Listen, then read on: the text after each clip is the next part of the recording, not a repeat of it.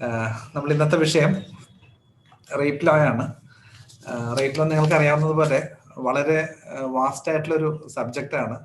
ഒരു പക്ഷേ ഹിസ്റ്ററിയിൽ ഏറ്റവും കൂടുതൽ ചർച്ച ചെയ്യപ്പെട്ടിട്ടുള്ളതും ഏറ്റവും കൂടുതൽ ഹിസ്റ്റോറിക്കലായിട്ടുള്ള മൈൽ സ്റ്റോൺസ് ഉള്ളതും ഏറ്റവും കൂടുതൽ മാനങ്ങളുള്ളതും ചിലപ്പോൾ ഒരു പക്ഷേ റേപ്പ് എന്ന് പറഞ്ഞൊരു വിഷയത്തിലായിരിക്കും. അതായത് വാറിന്റെ പോളിസി തുടങ്ങി വാർ കമാൻഡ്സ്, അങ്ങനെ ധാരാളം ഒരുപാട് മാനങ്ങളിൽ കൂടി കടന്നു പോകുന്ന ഒരു വിഷയമാണ് റേപ്പ് ലോ. അതില് ധാരാളം സ്റ്റഡീസ് നടന്നിട്ടുണ്ട്. ഒരുപാട് സയന്റിസ്റ്റുകളും സൈക്കോളജിസ്റ്റുകളും എല്ലാവരും ഒരുപാട് സ്റ്റഡീസ് നടത്തിയിട്ടുണ്ട്. എന്നാലും വളരെ സിഗ്നിഫിക്കന്റ് ആയിട്ട് സ്റ്റഡീസ് നടത്തണമായിരുന്നു എന്ന് വിചാരിച്ചിരുന്ന, അല്ലെങ്കിൽ നമ്മൾ കരുതിയിരുന്ന സിഗ്മണ്ട് ഫ്രോയിഡ് പോലുള്ള ആളുകൾ അതില് എന്തോ ഒരു മൗനം പാലിക്കുകയാണ് ചെയ്തത്. അല്ല, യഥാർത്ഥത്തിൽ ഒരു സ്റ്റഡീസ് നടത്തുകയോ അതിന് എന്തുകൊണ്ടാണ് അതിന്റെ ഒരു റേപ്പിസ്റ്റ് സൈക്കോളജി പഠിക്കാനുള്ള ശ്രമങ്ങളോ അങ്ങനെയുള്ള ശ്രമങ്ങളും നടന്നിട്ടില്ല എന്നുള്ളത് ഇതിന്റെ ഒരു പരാധീനതയായിട്ട് പിന്നീട് വന്നിട്ടുള്ള ജൂറിസ്റ്റുകളും ഇതിനെക്കുറിച്ച് ധാരാളം റിസർച്ചുകൾ നടത്തിയിട്ടുള്ള ആളുകളും ഒരു പരാതിയായിട്ട് പറഞ്ഞിട്ട് പോലും ഉണ്ട്. അപ്പൊ ഇതിന്റെ ഒരു ഒറിജിനെ സംബന്ധിച്ചോ ഇതിനെ സൈക്കോളജിയെ സംബന്ധിച്ചോ ഇപ്പോ ധാരാളം പഠനങ്ങൾ നടക്കുന്നുണ്ട്. പക്ഷെ അത് ആദ്യകാലങ്ങളിലെ പഠനങ്ങൾ നടന്നിരുന്നില്ല എന്നുള്ളത് ഇപ്പോഴും ഒരു കുറവ് തന്നെയാണ്. അപ്പൊ അതുകൊണ്ട് ഇതിന്റെ ഒറിജിനെ സംബന്ധിച്ച് ചില തർക്കങ്ങൾ ഇപ്പോഴും നിലവിലുണ്ട്. അതൊരു പാട്രിയാർക്കൽ ഫാമിലിയുടെ ഒരു ഡോമിനൻസ് ആയിരുന്നോ, അല്ലെങ്കിൽ ഒരു മെയിൽ ഡോമിനൻസ് ഓവർ ഫീമെയിൽ ആയിരുന്നോ, അല്ലെങ്കിൽ ഒരു ക്ലാൻ മറ്റൊരു ക്ലാനിനെ ജയിക്കുന്ന സമയത്ത് കാർഷിക വിളകളും സ്വത്തുക്കളൊക്കെ പിടിച്ചെടുക്കുന്നതിന്റെ കൂടെയുള്ള ഒരു ഡോമിനൻസിന്റെ ഒരു നേച്ചർ ആയിരുന്നു. അങ്ങനെ ധാരാളം തർക്കങ്ങൾ ഇപ്പോഴും നിലനിൽക്കുന്നുണ്ട്. എന്നാലും നമുക്കിപ്പോ അവൈലബിൾ ആയിട്ടുള്ള കാര്യങ്ങളിൽ നിന്ന് ഉരുത്തിരിഞ്ഞു വന്നിട്ടുള്ള കുറച്ച് കാര്യങ്ങളാണ്.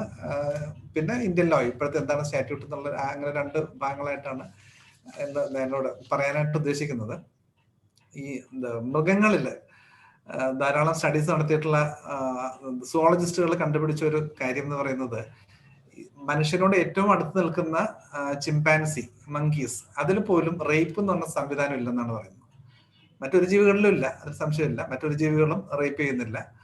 ഏറ്റവും അടുത്ത് നിൽക്കുന്ന ചിമ്പാൻസികളിൽ പോലും റേപ്പ് എന്നുള്ള സംവിധാനം ഇല്ല. പക്ഷെ അതില് പെർസുവേഷൻ ഉണ്ട്. ഒരു ചിമ്പാൻസി ഒരു ഫീമെയിലിന് തന്നെ പുറകെ ഹീറ്റിംഗ് പീരീഡില് പെർസ്യൂവ് ചെയ്ത് പുറകെ നടക്കുന്ന സംവിധാനങ്ങൾ കാണാറുണ്ട്. എന്നാലും ഒരു ക്ലിയർ കട്ട് ഓഫ് നോ വന്നു കഴിഞ്ഞാൽ ചിമ്പാൻസീസ് പോലും റേപ്പ് ചെയ്യാറില്ല.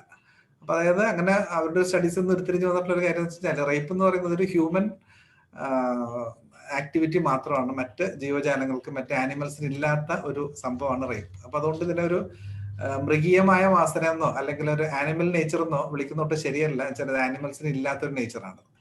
അപ്പൊ അതാണ് ഇതിന്റെ ഒരു ബയോളജിക്കൽ ആയിട്ടുള്ള അല്ലെങ്കിൽ സൈക്കോളജിക്കൽ ആയിട്ടുള്ള ഒരു ആനിമൽ കിങ്ഡത്തിന്റെ പാർട്ട് എന്നുള്ള നിലയ്ക്ക് ഹോമോസാപ്പിയനെ അപ്രോച്ച് ചെയ്യുമ്പോൾ ഒരു പ്രധാനപ്പെട്ട ഒരു ഫൈൻഡിങ് ആണ് ഈ നടത്തിയ പഠനങ്ങൾ. നമ്മൾ ആദ്യകാലങ്ങളിൽ ഏർലിയസ്റ്റ് ആയിട്ട് കാണുന്ന നിയമങ്ങൾ എന്ന് പറയുന്നത് ഹമ്മുറാബി കോഡാണ്. 1750 BC 1750 1792 കാലഘട്ടത്തില് ഉണ്ടായിരുന്ന ഹമ്മുറാബിയുടെ കോഡിലാണ് കുറച്ച് റേപ്പിനെ സംബന്ധിച്ചുള്ള കുറച്ച് റിഫ്ലക്ഷൻസ് കാണുന്നത്. അതില് ആ പീരീഡിലെല്ലാം ഈ സ്ത്രീക്ക് ഒരു ഇൻഡിപെൻഡന്റ് ആയിട്ടുള്ളൊരു ഇൻഡിവിജ്വാലിറ്റി കൊടുത്തിരുന്നില്ല. സ്ത്രീ എപ്പോഴും ഒരു പ്രോപ്പർട്ടി ആയിട്ടാണ് കണ്ടിരുന്നത്. അതായത് പ്രായത്തില്, അതായത് സ്പിൻസ്റ്റർ ആയിരിക്കുന്ന കാലത്ത്, അതായത് വിവാഹത്തിന് മുൻപുള്ള സമയത്ത് അച്ഛന്റെ പ്രോപ്പർട്ടി ആയിട്ടും, വിവാഹത്തിന് ശേഷം ഹസ്ബൻഡിന്റെ പ്രോപ്പർട്ടി ആയിട്ടും, വിധവയായി കഴിഞ്ഞാല് ആരുടെയും പ്രോപ്പർട്ടി അല്ലാത്തൊരു സിറ്റുവേഷൻ. അതായത് ഒരു കാലഘട്ടം വരെ വിധവകൾക്കും കോൺക്യൂബൻസിനും നൺസ്, പ്രോസ്റ്റിറ്റ്യൂട്ട്സ്, ഈ 4 ഗ്രൂപ്പ് ഓഫ് ആളുകൾക്ക് റേപ്പ് പ്രോസിക്യൂട്ട് ചെയ്യാനുള്ള അധികാരം ഉണ്ടായിരുന്നില്ല. അതായത് they are subjected to rape അങ്ങനെയാണെന്നുണ്ടെങ്കിൽ they have to suffer it എന്നുള്ള നിലക്കായിരുന്നു. They were not permitted to prosecute it. അപ്പൊ അതായത് വിധവയാണെങ്കിൽ പോലും ആ സമയത്ത് ആരെങ്കിലും റാവിഷ് ചെയ്ത് കഴിഞ്ഞാൽ she was not permitted to prosecute. അപ്പൊ ഇതിന്റെ അങ്ങനെ ഒരു വളരെ പെക്യുലർ ആയിട്ടുള്ള ചില നിയമങ്ങളിൽ കൂടിയിട്ടാണ് നമ്മളുടെ ഈ റേപ്പ് ലോ നൂറ്റാണ്ടുകളിൽ കൂടി കടന്നു പോയിട്ടുള്ളത്. അപ്പൊ ഈ ഹമ്മുറാബിയുടെ കാലത്താണെങ്കിലും ശിക്ഷകൾ വളരെ സ്ട്രോങ് ആയിട്ടുള്ള ശിക്ഷകൾ കൊടുത്തിരുന്നു. റേപ്പിസ്റ്റിന് സമൂഹത്തിൽ നിന്ന് എക്സ്പെൽ ചെയ്യുകയോ അല്ലെങ്കിൽ വധശിക്ഷ വരെ കൊടുത്തിരുന്നു. അതേസമയത്ത് ഇൻസെസ്റ്റ് ആണെന്നുണ്ടെങ്കിൽ, ഫാമിലിയിൽ ആരെങ്കിലും ആണ് ആ കുട്ടീനെ വയലേറ്റ് ചെയ്യുന്നുണ്ടെങ്കിൽ എക്സ്കമ്മ്യൂണിക്കേഷൻ ആയിരുന്നു പ്രധാനമായിട്ട് ചേരുന്നത്. ആ കമ്മ്യൂണിറ്റിയിൽ നിന്ന് പുറത്താക്കുക, അവിടെ എക്സ്പെൽ ചെയ്യുക, കമ്മ്യൂണിറ്റി എക്സ്പെൽ ചെയ്യാറുള്ളായിരുന്നു ഒരു പ്രധാന നടപടി അതായിരുന്നു. പിന്നെ ഹീബ്രു പീരീഡിലാണ് ചില ബൈബിൾ പഴയ നിയമത്തിലൊക്കെ ഒരു ധാരാളം റിഫ്ലക്ഷൻസ് കാണാം. അവിടെ ഇതുപോലെ വളരെ സ്ട്രേഞ്ച് ആയിട്ടുള്ള ചില നിയമങ്ങളാണ് അവിടെ നടപ്പാക്കിയിരുന്നത്. അതായത് ആ സമയത്തും പെൺകുട്ടിയെ ഒരു പ്രോപ്പർട്ടി ആയിട്ട് മാത്രമാണ് കണ്ടിരുന്നത്.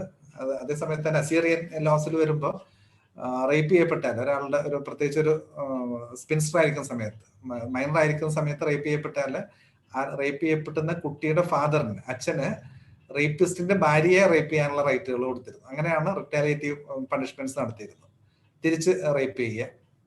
അങ്ങനെ വളരെ സ്ട്രേഞ്ച് ആയിട്ടുള്ള പല പല നിയമങ്ങളാണ് ആ കാലങ്ങളിൽ നടന്നിരുന്നത്. അതേസമയത്ത് തന്നെ ഒരു അഡൽട്ടറിയിൽ പെടുകയാണെന്നുണ്ടെങ്കിൽ, അതായത് അഡൽട്ടറിയിൽ പെടുകയല്ല, ഒരു വിവാഹിതയായ ഒരു സ്ത്രീയെ സ്ത്രീ റേപ്പ് ചെയ്യപ്പെടുകയാണെങ്കിൽ അതിനെ അഡൽട്ടറി ആയിട്ടാണ് കണക്കാക്കിയത്.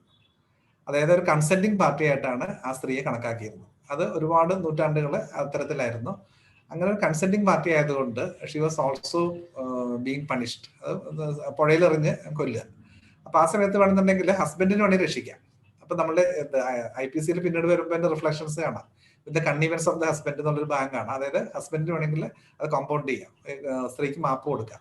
ഇല്ലാത്ത സിറ്റുവേഷൻ എല്ലാത്തിലും സ്ത്രീയെ ഒരു അക്കംപ്ലീസ് ആയിട്ടാണ് കണ്ടിരുന്നത്. അതുകൊണ്ടാണ് 497 അവസാനിക്കുന്ന സ്ഥലത്ത് she shall not be punished as an abettor എന്ന് പറഞ്ഞ് അവസാനിക്കുന്നത് അതുകൊണ്ടാണ്. അപ്പൊ ഇതെല്ലാം ഈ നൂറ്റാണ്ടുകളിൽ കൂടി ഉരുത്തിരിഞ്ഞു വന്നിട്ടുള്ള നിയമങ്ങളും പല പല ബാബിലോണിയയിലും ഹീബ്രു സംസ്കാരങ്ങളിലും അസീറിയയിലൊക്കെ വന്നിട്ടുള്ള, അങ്ങനെ വന്ന് ഏതാണ്ട് 10 കമാൻഡ്മെന്റ്സ് വരുന്ന സമയത്ത് വളരെ ക്യൂരിയസ് ആയിട്ടുള്ള ഒരു കാര്യം എന്ന് വെച്ച് കഴിഞ്ഞാല് അതിൽ thou shall not commit rape എന്നുള്ള വാക്കില്ല. ബലാത്സംഗം ചെയ്യരുതെന്ന് അതിൽ പറയുന്നില്ല. ബാക്കി ഒരുപാട് ഒഫൻസുകൾ പറയുന്നുണ്ട്. Thou shall not commit theft പറയുന്നുണ്ട്, കമ്മിറ്റ് മർഡർ പറയുന്നുണ്ട്, ഒരുപാട് ഒഫൻസുകൾ പറയുന്നുണ്ടെങ്കിലും thou shall not commit rape എന്നുള്ളത് അതിൽ ആബ്സെന്റ് ആണ്.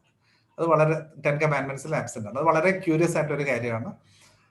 പക്ഷെ അതിന്റെ ഒരു കാരണമായിട്ട് കാണുന്നത് അതിൽ thou shall not commit theft പറയുന്നുണ്ട്, മോഷ്ടിക്കരുത് എന്ന് പറയുന്നുണ്ട്. ഈ മോഷ്ടിക്കരുത് എന്നുള്ളത് അതാണ് ഇതിന്റെ ഒരു ബേസ് ആയിട്ട് കണ്ടിരുന്നത്. അതായത് ഒരു പെൺകുട്ടി, ആ പെൺകുട്ടിയുടെ അച്ഛന്റെ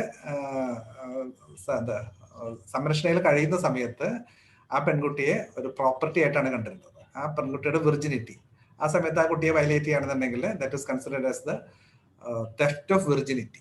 വിർജിനിറ്റിയുടെ മോഷണമായിട്ടാണ് കണ്ടിരുന്നത്. അപ്പോൾ thou shall not commit theft എന്നുള്ളതിൽ സ്പിൻസ്റ്റർ ആയിട്ടുള്ള കുട്ടിയെ റേപ്പ് ചെയ്ത് കഴിഞ്ഞാൽ അത് അതിൽ ഇൻക്ലൂഡ് ചെയ്തിരുന്നു. വിവാഹത്തിന് ശേഷമാണെന്നുണ്ടെങ്കിൽ അഡൽട്ടറിയുടെ കൺസെപ്റ്റിൽ കൊണ്ടുവന്നിരുന്നു. അതാണ് ഞാൻ നേരത്തെ പറഞ്ഞത്, വിവാഹിതയായിട്ടുള്ള സ്ത്രീ ആണെന്നുണ്ടെങ്കിൽ whatever be the situation it was considered as adultery. അതാണ് thou shall not commit adultery. അപ്പൊ ഇങ്ങനെ രണ്ട് സിറ്റുവേഷനിൽ കൊണ്ടുവന്ന് നിർത്തിയിട്ടാണ് ഈ റേപ്പ് എന്നുള്ള വാക്ക് ഒഴിവാക്കിയത്. Thou shall not commit rape എന്നുള്ളത് ഒഴിവാക്കിയിട്ട് ഇത്തരത്തിലുള്ള രണ്ട് കൺസെപ്റ്റിലാണ് സ്ത്രീയെ നിർത്തിയിരുന്നത്. അപ്പൊ അത് വളരെ ക്ലിയർ ആയിട്ടുള്ള ഒരു ഇൻഡിക്കേഷൻ തന്നിരുന്നതെന്ന് വെച്ച് കഴിഞ്ഞാൽ സ്ത്രീക്ക് ഒരു ഇൻഡിവിജ്വൽ ആയിട്ടുള്ള ഒരു റൈറ്റ്സോ അല്ലെങ്കിൽ ഒരു ഐഡന്റിറ്റിയോ ഒരിക്കലും അത്തരം സമൂഹങ്ങൾ കൊടുത്തിരുന്നില്ല. അതിനുശേഷം വളരെ വളരെ അടുത്ത പീരീഡ് വരെ, മേ ബി ഒരു 12th സെഞ്ചുറി അല്ലെങ്കിൽ 14th സെഞ്ചുറി വരെ ഈ ബലമായിട്ട് സ്ത്രീകളെ പിടിച്ചുകൊണ്ടു പോവുകയും വിവാഹം കഴിക്കുകയും ചെയ്യുന്ന സംഭവങ്ങൾ ഉണ്ടായിരുന്നു. ഈവൻ നൈറ്റ്സിന്റെ ഇടയിലും ലാൻഡ് ലോർഡ്സിന്റെ ഇടയിലൊക്കെ വളരെ ധാരാളമായിട്ട് നടന്നിരുന്ന ഒരു കാര്യമാണ് ബലമായിട്ട് പിടിച്ചുകൊണ്ടുപോയി വിവാഹം കഴിക്കുക. അപ്പൊ അതിന്റെ ഒരു പർപ്പസ് എന്തായിരുന്നു എന്ന് വെച്ച് കഴിഞ്ഞാല്, ഇപ്പൊ ഒരു പ്രോപ്പർട്ടി ഉള്ള സ്ത്രീയെ വിവാഹം കഴിക്കുകയാണെന്നുണ്ടെങ്കിൽ ഫോഴ്സ്ഫുൾ ആയിട്ടാണെങ്കിൽ പോലും അതില് അവരുടെ ഇൻഹെറിറ്റൻസ്, ആരാണോ വിവാഹം കഴിക്കുന്നത്, ഈവൻ ബൈ ഫോഴ്സ് ആണെങ്കിലും ഈവൻ ത്രൂ റേപ്പ് ആണെങ്കിലും അവരുടെ ഇൻഹെറിറ്റൻസ് കിട്ടിയിരുന്നു. അപ്പൊ അതുകൊണ്ടാണ് വലിയ വലിയ കുടുംബങ്ങളിൽ നിന്ന് പോലും, വലിയ ലോർഡ്സിന്റെ ആണെങ്കിലും കൗൺസിലിന്റെ ആണെങ്കിലൊക്കെ ഭാര്യമാരെയോ മക്കളെയൊക്കെ ബലമായിട്ട് പിടിച്ചുകൊണ്ടുപോയി ബലമായിട്ട് വിവാഹം കഴിക്കുന്ന സിറ്റുവേഷൻസ് ആ കാലങ്ങളിൽ ഉണ്ടായിരുന്നു. അതുകൊണ്ടാണ് എന്നാണ് വിശ്വസിക്കപ്പെടുന്നത്. ഇപ്പൊ നമ്മളുടെ പള്ളിയിൽ ഇതെല്ലാം ഈ ക്രിസ്ത്യൻ ചർച്ചുമായിട്ട് ബന്ധപ്പെട്ടാണ് ഒരുപാട് നിയമങ്ങൾ നമ്മളുടെ IPCയിൽ വന്നിരുന്നത്. ഇപ്പോൾ നമ്മളുടെ വിവാഹത്തിന് മുൻപ് ഈ പള്ളിയിൽ വരുമ്പോൾ അച്ഛൻ സമ്മതം ഉണ്ടോ, മനസ്സമ്മതം എന്ന് പറയുന്ന ചടങ്ങ് ഇതിൽ നിന്ന് ഉരുത്തിരിഞ്ഞ ഒരു സംവിധാനമാണെന്നുള്ളതാണ് ഒരു മേജർ തിയറി. അതാണ് ഒരു കൺസെപ്റ്റ്. അതാണ് അതായത് ഫോഴ്സ്ഫുൾ ആയിട്ടാണോ വിവാഹം ചെയ്യുന്നത് അല്ലെങ്കിൽ ഫ്രീ വില്ലോട് കൂടിയാണോ വിവാഹം ചെയ്യുന്നത് എന്നറിയാനായിട്ടാണ് ആ ഒരു ചടങ്ങ് നടത്തുന്നത്. അങ്ങനെ ഒരു വളരെ രസകരമായിട്ടുള്ള ഒരുപാട് കാലങ്ങളിൽ കൂടിയിട്ടാണ് ഇതിന്റെ നമ്മൾ ഹിസ്റ്ററി കടന്നുപോയത്. അതിന് ഏതാണ്ട് 12th സെഞ്ചുറി ആകുന്ന സമയത്താണ്, ഇതുകൊണ്ട് ജോൺ സെക്കൻഡിന്റെ പീരീഡിലായിരിക്കണം, ആ സമയത്താണ് ഈ പെൺകുട്ടിക്ക് അല്ലെ റേപ്പ് വിക്ടിമിന് പ്രോസിക്യൂട്ട് ചെയ്യാനുള്ള റൈറ്റ് കൊടുക്കുന്നത്. അതിനു മുമ്പ് പ്രോസിക്യൂട്ട് ചെയ്യാനുള്ള റൈറ്റ് ഉണ്ടായിരുന്നില്ല. അപ്പൊ അതുകൊണ്ടാണ് ആ കാലങ്ങളിൽ ഇതൊരു പ്രൈവറ്റ് പ്രോസിക്യൂഷൻ ആയിരുന്നു. അതുകൊണ്ട് അതിൽ നിന്നാണ് ഈ പ്രോസിക്യൂട്രിക്സ് എന്നുള്ള വാക്ക് വരുന്നത്. ആ പ്രോസിക്യൂഷൻ എന്നാണ്, പ്രൈവറ്റ് പ്രോസിക്യൂഷൻ എന്നാണ്. നമ്മൾ കംപ്ലൈനന്റ് എന്നോ ഒക്കെ പറയുന്ന പോലെ പ്രോസിക്യൂട്രിക്സ് എന്നുള്ള വാക്കിന്റെ ഒറിജിൻ അവിടെ നിന്നാണ്. പക്ഷെ ഇപ്പോഴും പല കോടതികളും പ്രോസിക്യൂട്രിക്സ് എന്നുള്ള വാക്ക് ഉപയോഗിച്ച് കാണുന്നുണ്ട്. പക്ഷെ നമ്മളത് ഇപ്പൊ ഈ കാലഘട്ടത്തിൽ നമ്മൾ അങ്ങനെ ഉപയോഗിക്കുന്നത് ശരിയല്ല. കാരണം വെച്ചാൽ ഇപ്പൊ നമ്മൾ സർവൈവർ എന്നുള്ള വാക്കാണ് ഉപയോഗിക്കുന്നത്. നോട്ട് ഈവൻ വിക്ടിം എന്നുള്ള വാക്ക് പോലും നമ്മൾ ഉപയോഗിക്കുന്നില്ല, സർവൈവർ എന്നുള്ള വാക്കാണ് ഉപയോഗിക്കുന്നത്. അപ്പൊ ഈ പ്രോസിക്യൂട്രിക്സ് എന്നുള്ള വാക്കിന്റെ ഒറിജിൻ തന്നെ അത് പ്രൈവറ്റ് പ്രോസിക്യൂഷൻ ആയിരുന്നു. ആ പ്രൈവറ്റ് പ്രോസിക്യൂഷന് മെഡിക്കൽ എവിഡൻസ് കൊടുത്തിരുന്നത് ആ സംഭവം നടന്ന ആ ഭാഗത്തുള്ള 4 റെസ്പെക്റ്റഡ് ആയിട്ടുള്ള ലേഡീസ് ആ പെൺകുട്ടിയെ പരിശോധിച്ചിട്ട് ഫോഴ്സ് വാസ് യൂസ്ഡ് എന്ന് കണ്ടാൽ മാത്രമേ പ്രോസിക്യൂഷൻ പെർമിറ്റ് ചെയ്തിരുന്നുള്ളൂ. ഇല്ലെന്നുണ്ടെങ്കിൽ ഫോഴ്സിൽ ഉപയോഗിച്ചിരുന്നില്ല അല്ലെങ്കിൽ ഇഞ്ചുറീസ് ഇല്ല എന്ന് കണ്ടു കഴിഞ്ഞാൽ കൺസെന്റിങ് പാർട്ടിയായിട്ട് കണക്കാക്കുമായിരുന്നു. ഇങ്ങനെയൊക്കെയാണ് നമ്മളുടെ ഇവാലുവേഷൻ. ഹിസ്റ്ററിയിൽ ഇത് ഇവോൾവ് ചെയ്ത് വന്നത് അങ്ങനെയാണ്. അങ്ങനെ 12, 13, 14 സെഞ്ചുറി ഒക്കെ ആയപ്പോഴാണ് ഇത് പ്രോസിക്യൂഷനിലേക്ക് പോസിബിൾ ആണ് എന്നുള്ള നിലയിൽ തന്നെ എത്തിയത്. അല്ലെങ്കിൽ അങ്ങനെ ഒരു നിലയിലേക്ക് സ്ത്രീത്വത്തിനെ ഉയർത്തിയത് ഏതാണ്ട് 12ാമത്തെ സെഞ്ചുറിക്ക് ശേഷമാണ്. അതിനുശേഷം അതായത് സൊസൈറ്റീസിൽ നിയമങ്ങൾ ഉണ്ടായിരുന്നു. പക്ഷെ അതിന് മുമ്പ് ഉണ്ടായിരുന്നു. ഇപ്പൊ നമ്മുടെ മനുവിന്റെ പീരീഡിലൊക്കെ ഉണ്ട്. മനുവിന്റെ പീരീഡ് പക്ഷെ പ്രോസിക്യൂഷന്റെ ഒരു പ്രൊസീജിയറോ അങ്ങനെയുള്ള കാര്യങ്ങൾ സ്പെസിഫിക് ആയിട്ട് പ്രിസ്ക്രൈബ് ചെയ്തിരുന്നില്ല. മനുവിന്റെ പീരീഡിൽ ഡെത്ത് സെന്റൻസ് ഉണ്ടായിരുന്നു. ഇന്ത്യയിൽ ഡെത്ത് സെന്റൻസ് ഉണ്ടായിരുന്നു. മാത്രമല്ല വിരൽ മുറിച്ച് കളയുക. പക്ഷെ അതിൽ വളരെ ക്യൂരിയസ് ആയിട്ടുള്ള ഒരു കാര്യം എന്ന് വെച്ച് കഴിഞ്ഞാല് മനുവിന്റെ പീരീഡിൽ ഇത് ജെൻഡർ ന്യൂട്രൽ ആയിട്ട് കണക്കാക്കിയിരുന്നു. Gender neutral in the sense ഒരു സ്ത്രീയാണ് ഒരു പെൺകുട്ടിയെ വയലേറ്റ് ചെയ്യുന്നുണ്ടെങ്കിൽ ആ സ്ത്രീയുടെ വിരലുകൾ മുറിച്ച് കളയുകയും തലമുണ്ടനം ചെയ്ത് പരസ്യമായിട്ട് പരേഡ് നടത്തുകയും ചെയ്യുമായിരുന്നു. അത് എന്തുകൊണ്ടോ അത് പിന്നീട് അത് നമ്മുടെ ഇന്ത്യൻ ലോയിൽ നിന്ന് ഈ സ്ത്രീയുടെ ലയബിലിറ്റി, ഒരു പെൺകുട്ടിയെ വയലേറ്റ് ചെയ്യുന്ന സ്ത്രീയുടെ ലയബിലിറ്റി മേ ബി സബ്സിക്വന്റ് ആയിട്ട് പോക്സോ ആക്ടിൽ വന്നതൊഴിച്ച് ഇത് ജെൻഡർ ന്യൂട്രൽ അല്ലാതെ മെയിൽ ഓറിയന്റഡ് ആയിട്ട് തന്നെയാണ് ഇപ്പോഴും നിർത്തിയിട്ടുള്ളത്. എന്തുകൊണ്ടാണെന്ന് നമുക്കറിയില്ല. മനുവിന്റെ പീരീഡിൽ നമ്മൾ മാറിപ്പോയി. അപ്പൊ അങ്ങനെ ആണ് നമ്മൾ ഇന്ത്യൻ ഹിസ്റ്ററിയിൽ വളരെ ചെറിയ റിഫ്ലക്ഷൻസ് മാത്രമേ നമ്മൾ കാണുന്നുള്ളൂ. അതിനുശേഷം ഇന്ത്യൻ സിനാരിയോയിലേക്ക് വരുമ്പോൾ 1935 ആദ്യത്തെ ഡ്രാഫ്റ്റ് കോഡ് 1935 വന്നപ്പോൾ അതിൽ കുറച്ചുകൂടി ലളിതമായിട്ടാണ് ഇതിനെ വിഭാവനം ചെയ്തിരുന്നത്. എനിക്ക് തോന്നുന്നു ഒരു പക്ഷേ ഇപ്പോ ഇംഗ്ലണ്ടിൽ ഒരു മാറ്റങ്ങൾ വരുത്തിയിട്ടുള്ളതിന്റെ അതുപോലെ വളരെ ലളിതമായിട്ടുള്ള പല പ്രയോഗങ്ങളുമാണ് 1935 കോഡിൽ വന്നത്. പക്ഷെ അതിനുശേഷം പിന്നെ 1860 ആക്ടിലേക്ക് വന്നപ്പോൾ കുറച്ചുകൂടി വിപുലമാക്കി. അതുകൊണ്ട് പക്ഷെ കുറച്ച് കൂടുതൽ കോംപ്ലിക്കേറ്റഡ് ആയെന്നതിലും സംശയമുണ്ട്. അതിൽ 1835 ആക്ടില് അന്നത്തെ ഏജ് ഓഫ് കൺസെന്റ് 9 years ആയിരുന്നു, 9 വയസ്സായിരുന്നു.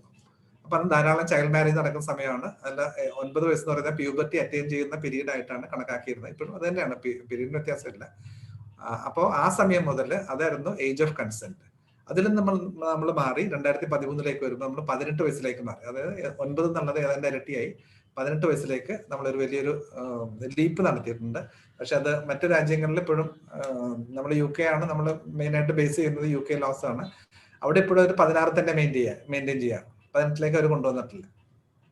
അതിനുശേഷം നമ്മൾ 1860 ശേഷം നമുക്ക് വേണമെങ്കിൽ ഇന്ത്യൻ ലോയിൽ കാര്യമായിട്ടുള്ള മാറ്റങ്ങൾ ഉണ്ടായിട്ടില്ല എന്ന് വേണമെങ്കിൽ പറയാം. വളരെ അപൂർവമായിട്ടുള്ള ചില കൺസെപ്റ്റുകൾ കൊണ്ടുവന്ന ഒഴികെ മറ്റു മാറ്റങ്ങളൊന്നും, മേ ബി ഡൗറി ഡെത്ത് പോലുള്ള ചില സ്ത്രീയെ സംബന്ധിക്കുന്ന വിഷയങ്ങൾ വന്നു എന്നല്ലാതെ റേപ്പ് ലോയിൽ കാര്യമായിട്ട് മാറ്റങ്ങളൊന്നും വന്നിരുന്നില്ല. പിന്നെ അതിനുശേഷം 2013 വർമ്മ കമ്മീഷൻ റെക്കമെൻഡേഷൻസ് അനുസരിച്ചിട്ട് നമ്മളുടെ ഇപ്പോഴത്തെ റേപ്പ് ലോയിലേക്ക് കാതലായിട്ടുള്ള മാറ്റങ്ങളോടുകൂടി ഇപ്പോഴത്തെ റേപ്പ് ലോ വരുന്നത്. അതിന് തൊട്ടു മുമ്പ് ഇത് വരുന്നത് 3/2/2013 3/2/13 ആ സമയത്താണ് ഇത് നമ്മൾ സ്റ്റാറ്റ്യൂട്ടിൽ ക്രിമിനൽ ലോ അമെൻഡ്മെന്റ് ആക്ട് 2013 ഇത് വരുന്നത്. അതിന് ഏതാണ്ട് മാസങ്ങൾക്ക് മുൻപ്, അതായത് 14/11/2012 പോക്സോ ആക്ട് നിലവിൽ വന്നു. ഈ പോക്സോ ആക്ടിലും നമ്മളുടെ IPCയിലും കാണുന്നത് വളരെ സിമിലർ ആയിട്ടുള്ള കാര്യങ്ങളാണ് രണ്ടിലും കാണുന്നത്. ഇതിന്റെ രണ്ടിന്റെയും ഒരു വേണമെങ്കിൽ ബേസ് എന്ന് പറയുന്നത് ഇംഗ്ലണ്ടില് അവർ 2003 റിഫോം ചെയ്തുകൊണ്ടുവന്ന സെക്ഷൽ ഒഫൻസസ് ആക്ട് ആണ്, SOA. അതില് 1800-കളില് നമ്മൾ സ്റ്റാറ്റ്യൂട്ട് ഉണ്ടാക്കുന്ന സമയത്ത് തന്നെ അവർക്ക് സ്റ്റാറ്റ്യൂട്ടുകൾ ഉണ്ടായിരുന്നെങ്കിലും 1956-ലും 1976-ലും അവരത് റിവൈസ് ചെയ്തു. അതിനുശേഷം റേപ്പ് ലോനെ സംബന്ധിച്ച് സെക്ഷൽ ഒഫൻസസ് ആക്ട് എന്ന് 2003 സമഗ്രമായിട്ടുള്ള വിപുലമായിട്ടുള്ള മാറ്റങ്ങൾ അവർ കൊണ്ടുവന്നു. അത് ആണ് ഒരു പ്രധാനപ്പെട്ട ഒരു മാറ്റം എന്ന് പറയുന്നത്. അതിനെ ബേസ് ചെയ്തിട്ടാണ് നമ്മളുടെ റേപ്പ് ലോസിൽ ഗണ്യമായിട്ടുള്ള മാറ്റങ്ങൾ കൊണ്ടുവന്നത്. അത് ഏതാണ്ട് നമ്മളെ ഈ പല ഒരു തെറ്റായിട്ടുള്ള ഒരു അല്ലെങ്കിൽ ഒരു പോപ്പുലർ ആയിട്ടുള്ള ധാരണ എന്ന് വെച്ച് കഴിഞ്ഞാല് ഡൽഹി ഇൻസിഡന്റിന് ശേഷമാണ് ഈ മാറ്റങ്ങൾ വന്നതെന്നുള്ളതാണ്. പക്ഷെ അങ്ങനെയല്ല. ഈ 2012 ഈ ഡൽഹി ഇൻസിഡന്റ് തൊട്ട് മുൻപ് വന്ന ഏതാണ്ട് ഒരു മാസത്തിന് മുൻപ് വന്ന പോക്സോ ആക്ടില് പറഞ്ഞിട്ടുള്ള കോണ്ടക്റ്റുകൾ തന്നെയാണ് പീനൽ കോഡിലെ 375 റേപ്പിന്റെ മാനങ്ങൾ വ്യത്യാസപ്പെടുത്തിയപ്പോൾ. അതായത് പെനൈൽ വെജൈനൽ ഇന്റർകോഴ്സ് എന്നുള്ളത് മാറ്റി മറ്റ് കൺസെപ്റ്റുകൾ കൂടി മറ്റ് ഡിജിറ്റൽ പെനിട്രേഷൻസും കൂടി ചേർത്ത് നിയമങ്ങൾ വരുന്നത് ഡൽഹി ഇൻസിഡന്റിനെ സംബന്ധിച്ചല്ല, അതിന് മുൻപ് തന്നെ വന്നു. 2012 വന്നു. 2012 പോക്സോ ആക്ടിൽ വന്ന സാധനങ്ങളാണ് 2013 നമ്മൾ IPC-യിലേക്ക് ഓൾമോസ്റ്റ് സെയിം വേർഡ്സ് ആണ് IPC-യിലേക്ക് നമ്മൾ പോർട്ട് ചെയ്യുന്നത്. ചില വ്യത്യാസങ്ങളുണ്ട്, ചില കൺസെപ്റ്റിൽ വ്യത്യാസമുണ്ട്. റേപ്പ് എന്നുള്ള പേര് അതിലില്ല, അഗ്രവേറ്റഡ് അല്ല സെക്ഷൽ അസോൾട്ട് എന്നുള്ള പേരിലാണ് പോക്സോ ആക്ടിൽ നിൽക്കുന്നത്. അങ്ങനെ ചില, പക്ഷെ അത് വളരെ മൈനറായിട്ട് തോന്നുമെങ്കിലും അതിന്റെ കൺസെപ്റ്റ് വൈസ് വളരെ ഒരുപാട് വ്യത്യാസങ്ങൾ വരുത്തുന്ന ഒരു കൺസെപ്റ്റും കൂടിയിട്ടാണ്.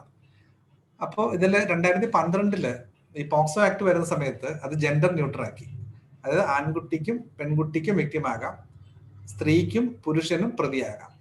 അതാണ് ജെൻഡർ ന്യൂട്രൽ സ്റ്റാറ്റ്യൂട്ടുകൾ എന്ന് പറയുന്നത്. അപ്പൊ ജെൻഡർ ന്യൂട്രൽ ആയിട്ടാണ് പോക്സോ ആക്ട് വിഭാവനം ചെയ്തതും പോക്സോ ആക്ട് വന്നതും അങ്ങനെ തന്നെയാണ്.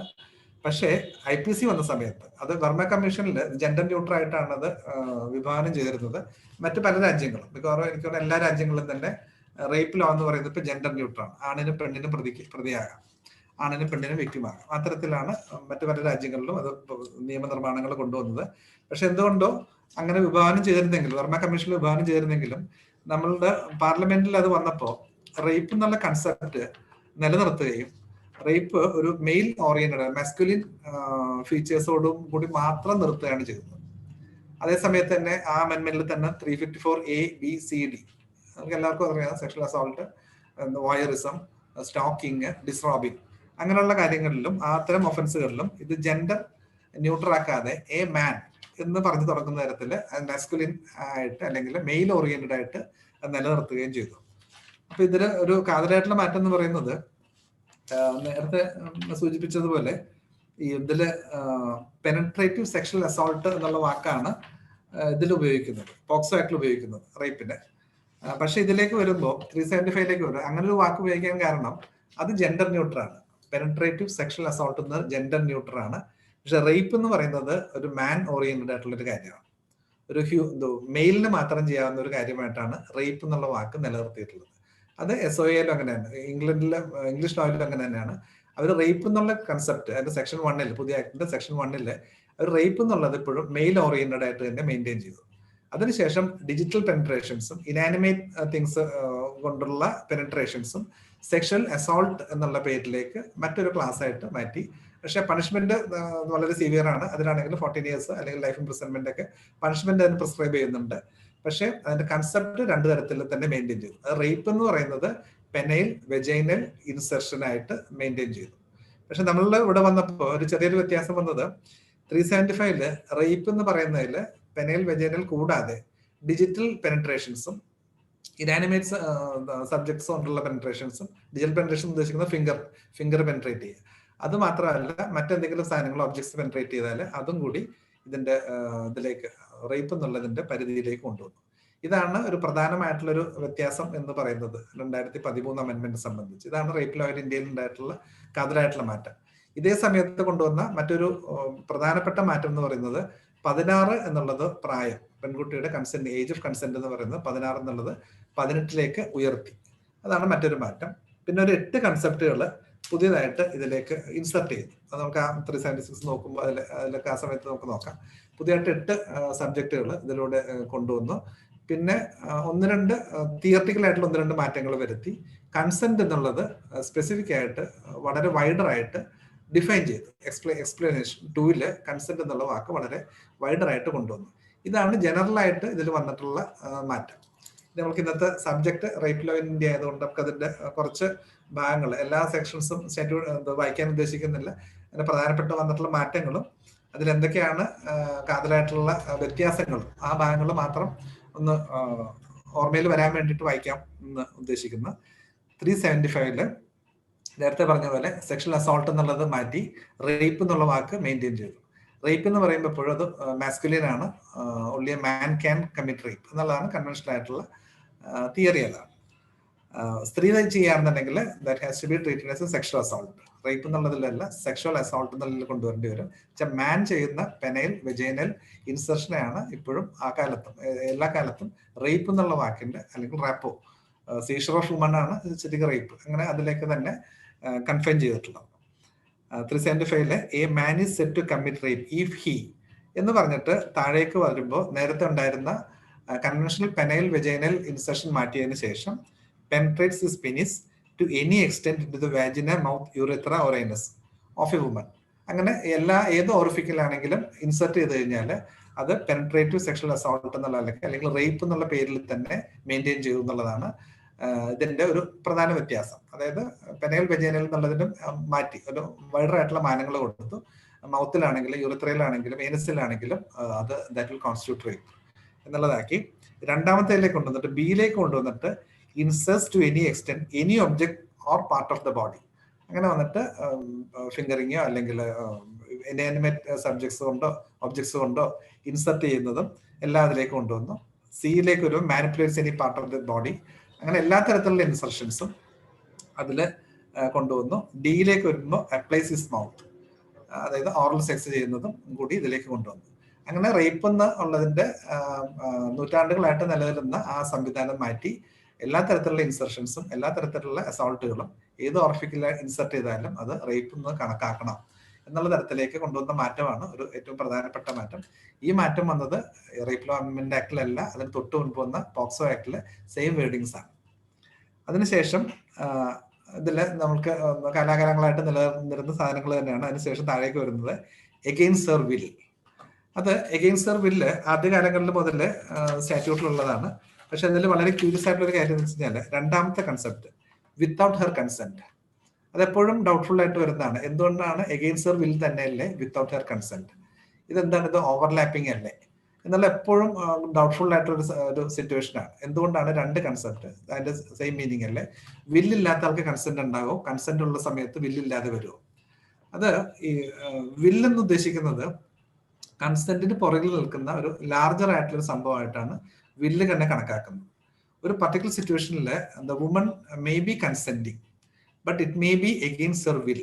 ഉദാഹരണത്തിന് കാപ്റ്റിവേറ്റ് ചെയ്തപ്പെട്ടു പോവുകയാണ്, അല്ലെങ്കിൽ ഒരു ബ്രോത്തലിൽ പെട്ടുപോവുകയാണ്, അവർക്ക് വേറെ മാർഗ്ഗങ്ങളൊന്നുമില്ല, അവിടെ നിന്ന് രക്ഷപ്പെട്ടു പോകാനായിട്ട് മാർഗ്ഗങ്ങളില്ല, ഒരു തരത്തിലും അവർക്ക് അവിടെ നിന്ന് എസ്കേപ്പ് ചെയ്യാൻ പറ്റുന്നില്ല. ആ സമയത്ത് she may be consenting but she may not be willing.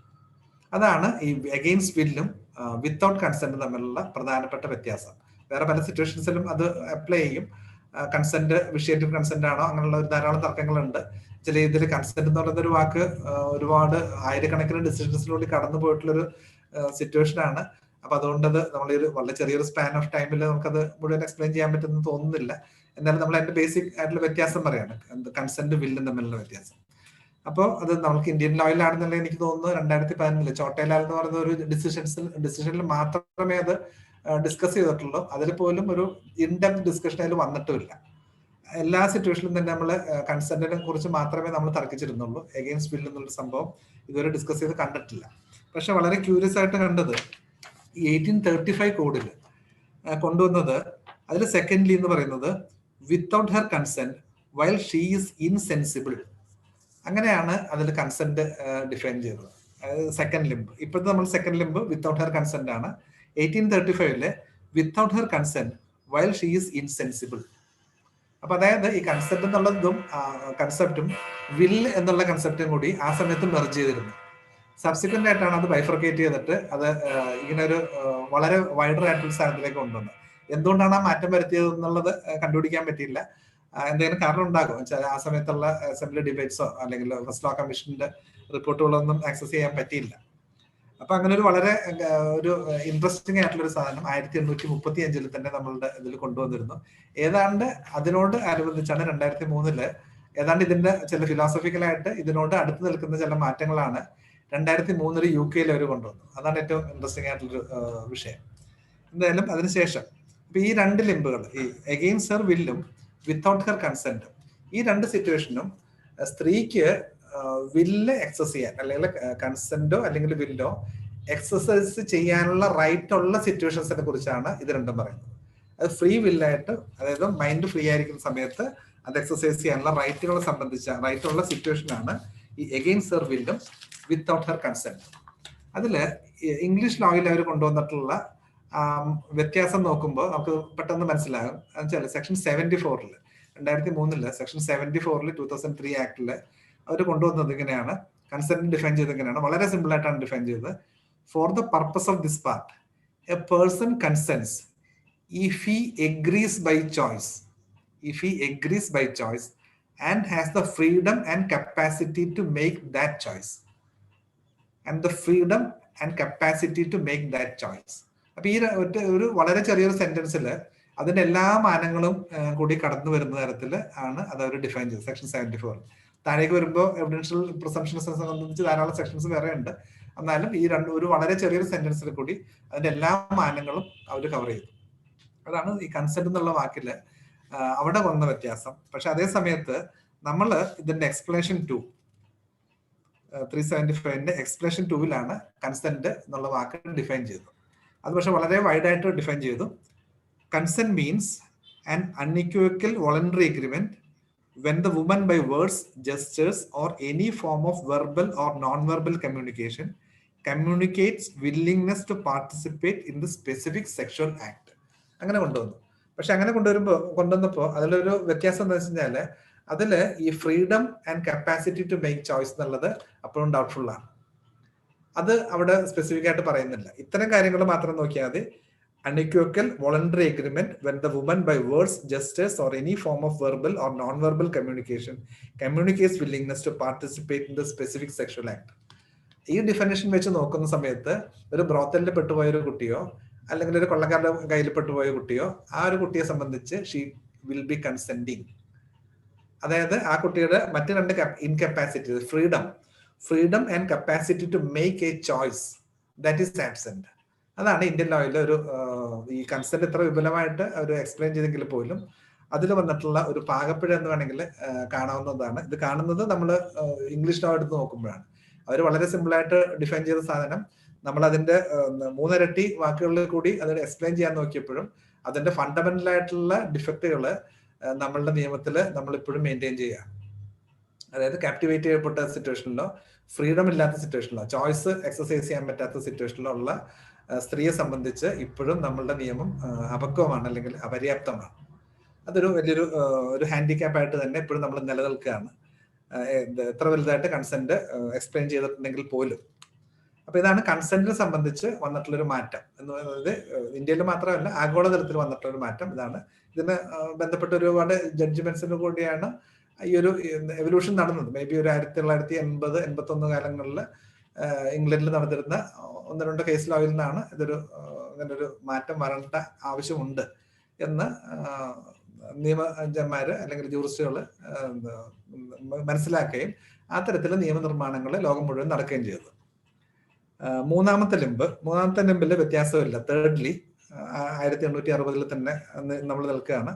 With her consent, when her consent has been obtained by putting her or any person in whom she is interested in fear of death or hurt. അപ്പൊ ഈ മൂന്നാമത്തെ ലിമ്പിലേക്ക് വരുമ്പോൾ consent കൊടുക്കുന്നത് consent is under fear, അല്ല ചോയ്സ് ഇല്ല, she is under fear. അപ്പൊ ഡെത്തിലോ ഹർട്ടിലോ ഉള്ള പേടി കൊണ്ടാണ് കൺസെന്റ് കൊടുക്കുന്നത്. അങ്ങനെ കൊടുക്കുന്ന കൺസെന്റ് ഈസ് നോട്ട് കൺസെന്റ്. ഫോർത്തിലേക്ക് വരുമ്പോൾ ഒരു വിവാഹം ചെയ്തൊരു സ്ത്രീയാണ്, ആ വിവാഹം ചെയ്ത സ്ത്രീയെ ഞാനാണ് നിങ്ങളെ വിവാഹം ചെയ്ത പുരുഷൻ എന്ന് അവരെ പറഞ്ഞ് തെറ്റിദ്ധരിപ്പിച്ച് അവരുമായിട്ട് അവരുടെ കൺസെന്റ് വാങ്ങുന്നതാണ് ഫോർത്തിലി. അതിൽ നമ്മളിപ്പോൾ മാറ്റങ്ങളൊന്നും വരുത്തിയിട്ടില്ല. 1860 തന്നെയാണ് നമ്മളിപ്പോഴും നിൽക്കുന്നത്. ഫിഫ്ത്തിലേക്ക് വരുമ്പോൾ ഇൻടോക്സിക്കേഷൻ, അൺസൗണ്ട്നെസ് ഓഫ് മൈൻഡ്, അല്ലെങ്കിൽ ഏതെങ്കിലും സ്റ്റുപ്പിഫൈങ് ആയിട്ടുള്ള ഡ്രഗ് അഡ്മിനിസ്ട്രേറ്റ് ചെയ്യുക, ഇങ്ങനെ ഏതെങ്കിലും തരത്തിൽ മൈൻഡ് വിഷയേറ്റഡ് ആയിട്ടുള്ള സമയത്ത് കൊടുക്കുന്ന കൺസെന്റ് അല്ല എന്നുള്ളതാണ് ഫിഫ്തിൽ പറയുന്നത്. അതിൽ നമ്മൾ മാറ്റങ്ങൾ വരുത്തിയില്ല.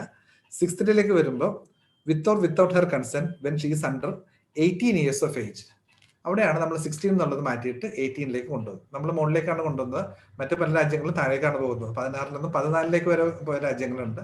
പക്ഷെ നമ്മളിപ്പോഴും മുകളിലേക്കാണ്. അത് ഇന്ത്യയുടെ ഒരു പെക്യുലർ സിറ്റുവേഷൻ കൊണ്ട് നമ്മൾ ഉയർത്തിയേ പറ്റൂ എന്നുള്ളതാണ് അവർ പറയുന്നത്. പക്ഷെ അതേ സമയത്ത് തന്നെ ഒരു അതിൽ ജെൻഡർ ഡിസ്ക്രിമിനേഷൻ ഉണ്ട്. അതായത് ഒരു പ്യൂബർട്ടി അറ്റൈൻ ചെയ്ത ഒരു പുരുഷനെ സംബന്ധിച്ച് അയാൾക്ക് ലൈംഗിക ബന്ധപ്പെടുന്നത് കൊണ്ട് അയാൾക്ക് യാതൊരു നിയമത്തിന്റെ യാതൊരു വിലക്കുകളും ഇല്ല. പക്ഷെ ഒരു പെൺകുട്ടിയെ സംബന്ധിച്ചാണെന്നുണ്ടെങ്കിൽ she cannot have sex even with consent, full consent she cannot have sex. സെക്സിൽ ഏർപ്പെടുകയാണെന്നുണ്ടെങ്കിൽ the man will be committing an offence. അപ്പൊ ഒരു ജെൻഡർ ഇനക്വാലിറ്റിയുടെ ഒരു ഇഷ്യൂ ഉണ്ട് അതിൽ. അപ്പൊ അതുകൊണ്ടാണ് പല രാജ്യങ്ങളും സ്ത്രീയുടെ പ്യൂബർട്ടി അറ്റൈൻ ചെയ്ത ഒരു സ്ത്രീയുടെ റൈറ്റ് മാനിച്ചിട്ടാണ് ഏജ് കുറച്ചിട്ടുള്ളത്. പക്ഷെ നമ്മൾ എന്തുകൊണ്ടും നമ്മൾ ഏജ് മുകളിലേക്കാണ് പോകുന്നത്. അത് ഒരുപാട് ഇഷ്യൂസ് ഉണ്ടാക്കി എന്നുള്ളത് നമുക്ക് എല്ലാവർക്കും അറിയാം. പ്രത്യേകിച്ച് ചില പേഴ്സണൽ ലോസ് അനുസരിച്ച് നടക്കുന്ന മാരേജുകൾ, അതിലെല്ലാത്തിലും പോക്സോ ആക്ട് അടക്കമുള്ള സാധനങ്ങൾ ചാർജ് ചെയ്യാൻ തുടങ്ങി. അങ്ങനെ ഒരുപാട് കോംപ്ലിക്കേഷൻസ് ഉണ്ടായി. എന്തുകൊണ്ട് പക്ഷെ നമ്മളുടെ ലെജിസ്ലേറ്റേഴ്സ് നമ്മളുടെ പ്രായം ഉയർത്താനാണ് തീരുമാനിച്ചത്. ചിലപ്പോൾ അത് സബ്സിക്വന്റ് ആയിട്ടുള്ള ഇനി വരുന്ന കാലങ്ങളിൽ പ്രായം താഴേക്ക് വരാനുള്ള സാധ്യതകളുണ്ട്. ഇതാണ് ഇതിൽ വന്നൊരു പ്രധാന മാറ്റം. അതിനുശേഷം 2013 ആക്ടില് കൊണ്ടുവന്ന 7th ലീ എന്ന് പറയുന്ന ഒരു പുതിയൊരു സംവിധാനത്തിലേക്ക് കൊണ്ടുവന്നു. When she is unable to communicate consent. When she is unable to communicate consent, അതായത് കൺസെന്റ് എന്ന് പറയുന്നത് നേരത്തെ വായിച്ചതുപോലെ എക്സ്പ്രഷൻ 2-ൽ പറയുന്ന പോലെ ഒരു അൺഇക്വോക്കൽ വോളണ്ടറി എഗ്രിമെന്റ് ആയിരിക്കണം. അത് verbal or non verbal communication നടത്തണം. ആ തരത്തില് കൺസെന്റിനെ വിപുലമായിട്ട് ഡിഫൈൻ ചെയ്തത് മൂലം അത്തരത്തിലെ കൺസെന്റ് കൊടുക്കാൻ പറ്റാത്ത അവസ്ഥയിലുള്ള പെൺകുട്ടിയെ സംബന്ധിച്ചാണ് 7th ലീ എന്നുള്ള ക്ലാസ് കൊണ്ടുവന്നത്.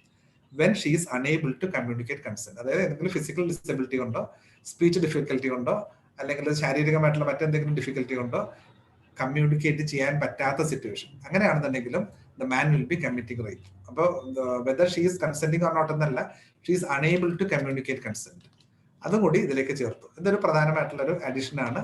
ഇത് എനിക്ക് പറഞ്ഞാൽ അവിടെ 1956 അവിടെ സെക്ഷൽ ഒഫൻസസ് ആക്ടിൽ നിന്ന് ഉണ്ടായിട്ടുള്ള ഒരു സിറ്റുവേഷൻ നമ്മൾ 2003 നമ്മൾ ഇതിലേക്ക് ആഡ് ചെയ്തതാണ് ഇംഗ്ലീഷ് ലോയിൽ. അതിനുശേഷം കൺസെന്റ് ഞാൻ നേരത്തെ പറഞ്ഞു, അത് വൈഡറായിട്ട് ഡിഫൈൻ ചെയ്തു. അതിനുശേഷം പ്രൊവൈസോ കൊണ്ടുവന്നു. പ്രൊവൈസോ കൊണ്ടുവന്നിട്ടില്ല, provided that a woman who does not physically resist to the act of penetration shall not by reason of only of that fact be regarded as consenting.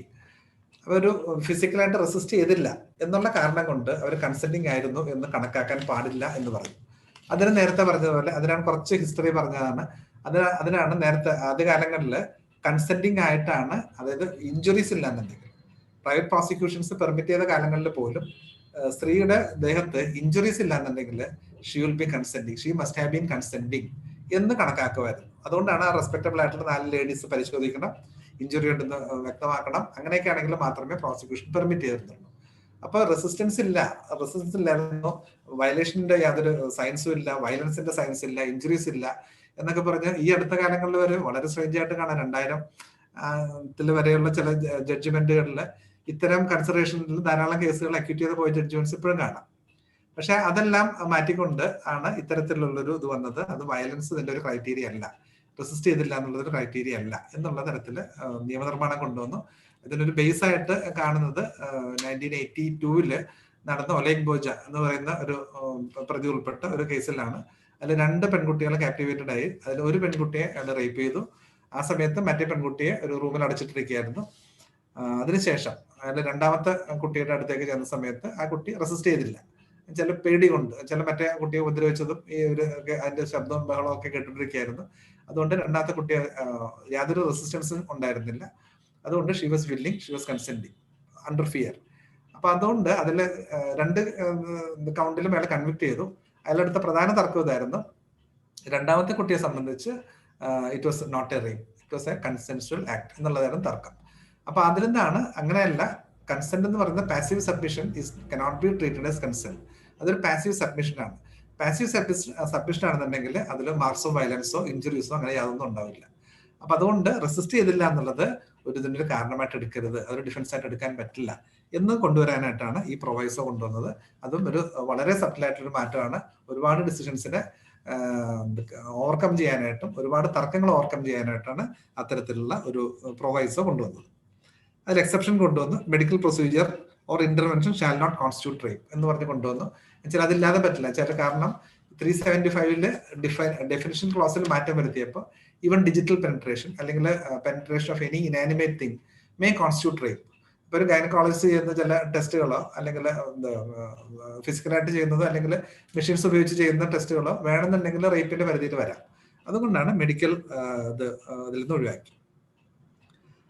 Exception 2 ഒരു ചെറിയ മാറ്റം വന്നു. Sexual intercourse or sexual acts by a man with his own wife, the wife not being under 15 years of age is not rape. അങ്ങനെയാണ് കൊണ്ടുവന്നത്. 15 years എന്നുള്ളത് അതിലേക്ക് ഉയർത്തി. 12 വയസ്സ് എന്നുള്ളത് മാറ്റി. ആദ്യകാലങ്ങളിൽ 9 വയസ്സായിരുന്നു.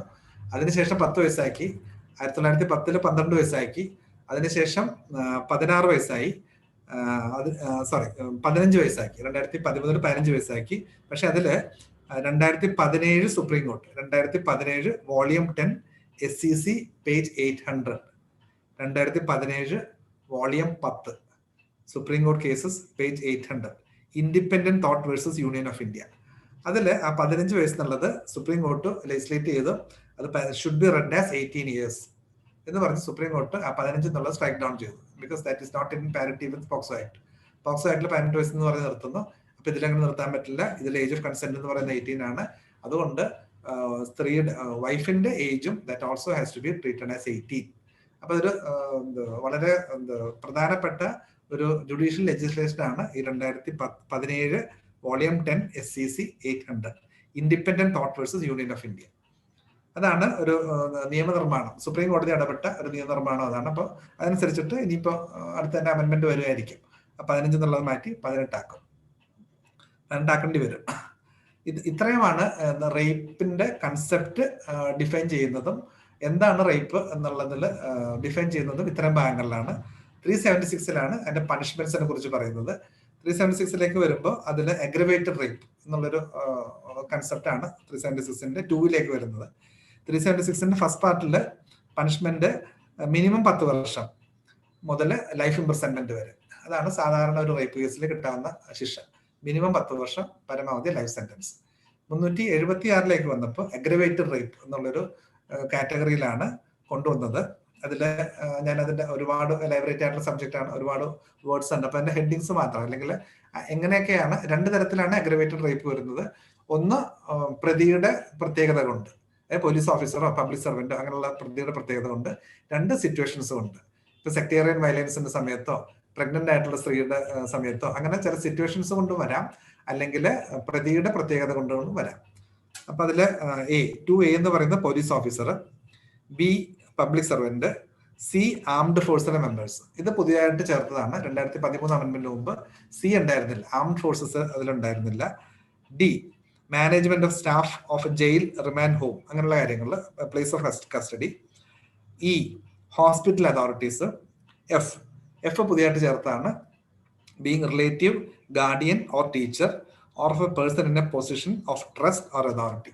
അത് 2013 കൊണ്ടുവന്ന പുതിയതായിട്ടുള്ള ഒരു അമെന്റ്മെന്റ് ആണ് F. G commits rape during communal or sectarian violence. അപ്പൊ അതൊരു പ്രതിയുടെ പ്രത്യേകത കൊണ്ടല്ല, അത് സിറ്റുവേഷൻ ആണ്. നേരത്തെ പറഞ്ഞതെല്ലാം പ്രത്യേക തരത്തിലുള്ള പ്രതിയാണ്. Police officer, public servant, armed force, relative, guardian etcetera etcetera. അതെല്ലാം പ്രതി, അതായത് വിക്ടിം അക്യൂസ്ഡ് ഓറിയന്റഡ് ആണ്. അക്യൂസ്ഡിനെ സംബന്ധിക്കുന്ന ക്വാളിഫിക്കേഷൻസ് ആണ്. അടുത്തത് commits rape during communal or sectarian violence എന്ന് പറയുന്നത് സിറ്റുവേഷൻ ഓറിയന്റഡ് ആണ്. ആ പർട്ടിക്കുലർ സിറ്റുവേഷനിൽ ചെയ്ത് കഴിഞ്ഞാൽ that will be treated as aggravated rape. H commits rape on a woman knowing her to be pregnant. അത് വിക്ടിം ഓറിയന്റഡ് ആണ്. വിക്ടിം പ്രഗ്നന്റ് ആണെന്നുണ്ടെങ്കിൽ ആ സമയത്ത് അത് that also will be treated as aggravated. അതിനുശേഷം ഉണ്ടായിരുന്ന I ഡിലീറ്റ് ചെയ്തു. Commits rape on a woman when she is under 16 years of age എന്നുള്ള ഡിലീറ്റ് ചെയ്തിട്ട് 376(3) എന്ന് പറയുന്ന ഒരു പുതിയ ശിക്ഷ കൊണ്ടുവന്നു. അതായത് 376I ആദ്യം കൊണ്ടുവന്ന I 10 വർഷം ഉണ്ടായിരുന്നുള്ളൂ. 10 വർഷം എന്നുള്ളത് മാറ്റി ഇപ്പൊ മിനിമം 20 വർഷമാക്കി, 16 വയസ്സിന് താഴെയാണെങ്കിൽ. അതിന് വേണ്ടിയിട്ട് I ഡിലീറ്റ് ചെയ്തിട്ട് 376 ക്ലോസ് 3 ആഡ് ചെയ്തു. ക്ലോസ് 3 16 വയസ്സിന് താഴെയുള്ള കുട്ടിയാണെന്നുണ്ടെങ്കിൽ പണിഷ്മെന്റ് കൂട്ടി. അവിടെയാണല്ലോ വ്യത്യാസം കൊണ്ടുവന്നത്. Shall not be less than 20 years എന്നുള്ള പണിഷ്മെന്റ് അവിടെ കൊണ്ടുവന്നു. J commits rape on a woman incapable of giving consent. അതും വിക്ടിം ഓറിയന്റഡ് ആണ്. അതിൽ ഇൻകേപ്പബിൾ ഓഫ് ഗിവിംഗ് കൺസെന്റ് എന്ന് പറയുമ്പോൾ അത് സെൽഫ് ഇൻടോക്സിക്കേറ്റഡ് ആകാം, അല്ലെങ്കിൽ ഏതെങ്കിലും തരത്തിലുള്ള മെന്റൽ ഇൻകപ്പാസിറ്റി കൊണ്ടാകാം, മരുന്നുകൾ കഴിച്ചത് കൊണ്ടാകാം, അല്ലെങ്കിൽ പോസ്റ്റ് ഓപ്പറേറ്റീവ് വാർഡിൽ കിടക്കുന്ന സിറ്റുവേഷനിലാകാം. അങ്ങനെ ഏതെങ്കിലും സിറ്റുവേഷനിൽ മെന്റൽ ഇൻകപ്പാസിറ്റി കൊണ്ട് ഇൻകേപ്പബിൾ ഓഫ് ഗിവിംഗ് കൺസെന്റ് ആണെങ്കിൽ, അതായത് കൺസെന്റ് ഫ്രീ ബില്ലായിരിക്കണം, ഫ്രീ കൺസെന്റ് ആയിരിക്കണം, അത് കൊടുക്കാൻ പറ്റാത്ത സിറ്റുവേഷൻ ആണെങ്കിൽ അത് അഗ്രവേറ്റഡ് റേപ്പിന്റെ മാനങ്ങളിലേക്ക് കൊണ്ടുവന്ന് ജെ. പുതിയതായിട്ട് കൊണ്ടുവന്നാണ് K. Being in a position of control or dominance over a woman, അത് പുതിയതായിട്ട് കൊണ്ടുവന്നാണ്. അത് ഇതിൽ ഉദ്ദേശിക്കുന്നത് എക്കണോമിക് അബ്യൂസ്. അതായത് ഇപ്പൊ ഒരു പ്രൈവറ്റ് ഫേംസ്, നേരത്തെ പറഞ്ഞ സിറ്റുവേഷൻ ഒന്നിലും പ്രൈവറ്റ് ഫേംസിൽ പേഴ്സണൽ അതോറിറ്റി അതിൽ ഉണ്ടായിരുന്നില്ല. പോലീസ് ഓഫീസേഴ്സ്, പബ്ലിക് സർവൻസ് അങ്ങനെയുള്ള ആൾക്കാർ മാത്രമേ ഉണ്ടായിരുന്നുള്ളൂ. പ്രൈവറ്റ് ഫേംസിൽ ഉള്ള സിറ്റുവേഷൻസ് കൂടി കവർ ചെയ്യാനായിട്ടാണ് കെ കൊണ്ടുവന്നത്. അപ്പൊ പേഴ്സണൽ അതോറിറ്റി ആണ് position or control or dominance. That can even B economic dominance. ഒരു ശമ്പളം കൊടുക്കുന്ന ആളോ ലീവ് കൊടുക്കുന്ന ആളോ അയാളുടെ അധികാരങ്ങൾ ഉപയോഗിച്ചാൽ പോലും that is also treated as graver offence. അതുകൊണ്ടാണ് കെ പുതിയതായിട്ട് ഇൻകോർപ്പറേറ്റ് ചെയ്തു. എൽ പുതിയതായിട്ട് വന്നാണ് commits rape on a woman suffering from mental or physical disability. അത് മെന്റൽ, അതായത് മെന്റൽ അസുഖമുള്ളത് അല്ലെങ്കിൽ ഫിസിക്കൽ ഡിസബിലിറ്റി ഉദ്ദേശിക്കുന്നത് മൂവ് ചെയ്യാൻ പറ്റാത്ത സിറ്റുവേഷനിൽ, അതിന് വളരെ സീവിയർ ആയിട്ടുള്ള എന്തെങ്കിലും സിറ്റുവേഷനിൽ ഉള്ള സ്ത്രീ ആണെങ്കിൽ അത് എല്ലിൽ കൊണ്ടുവന്നു. എം പുതിയതായിട്ട് കൊണ്ടാണ് while committing rape process grievous bodily harm or maims or disfigures or endangers life of a woman. അതും പുതിയതായിട്ട് കൊണ്ടുവന്നാണ്. നിങ്ങൾക്കറിയാം അരുണ രാജമേന്ദ്രന്റെ കേസുമായിട്ട് ബന്ധപ്പെട്ടാണ് ഒരു വേറെ സെക്ഷനും കൊണ്ടുവന്നു. അതുമായിട്ട് ബന്ധപ്പെട്ടാണ് 376(2) എം പുതിയതായിട്ട് കൊണ്ടുവന്നത്. N commits rape repeatedly on the same woman, അതും പുതിയതായിട്ട് കൊണ്ടുവന്നതാണ്. ഇത്തരം സാധനങ്ങൾ, അത് ഏതാണ്ട് 8 കൺസെപ്റ്റുകൾ പുതിയതായിട്ട് കൊണ്ടുവന്നു. അതിനെല്ലാത്തിനും കൂടി പണിഷ്മെന്റ് കൊണ്ടുവന്നപ്പോൾ മിനിമം 10 years, അതിനുശേഷം ലൈഫ് ഇംപ്രിസൺമെന്റ് കൊടുത്തു.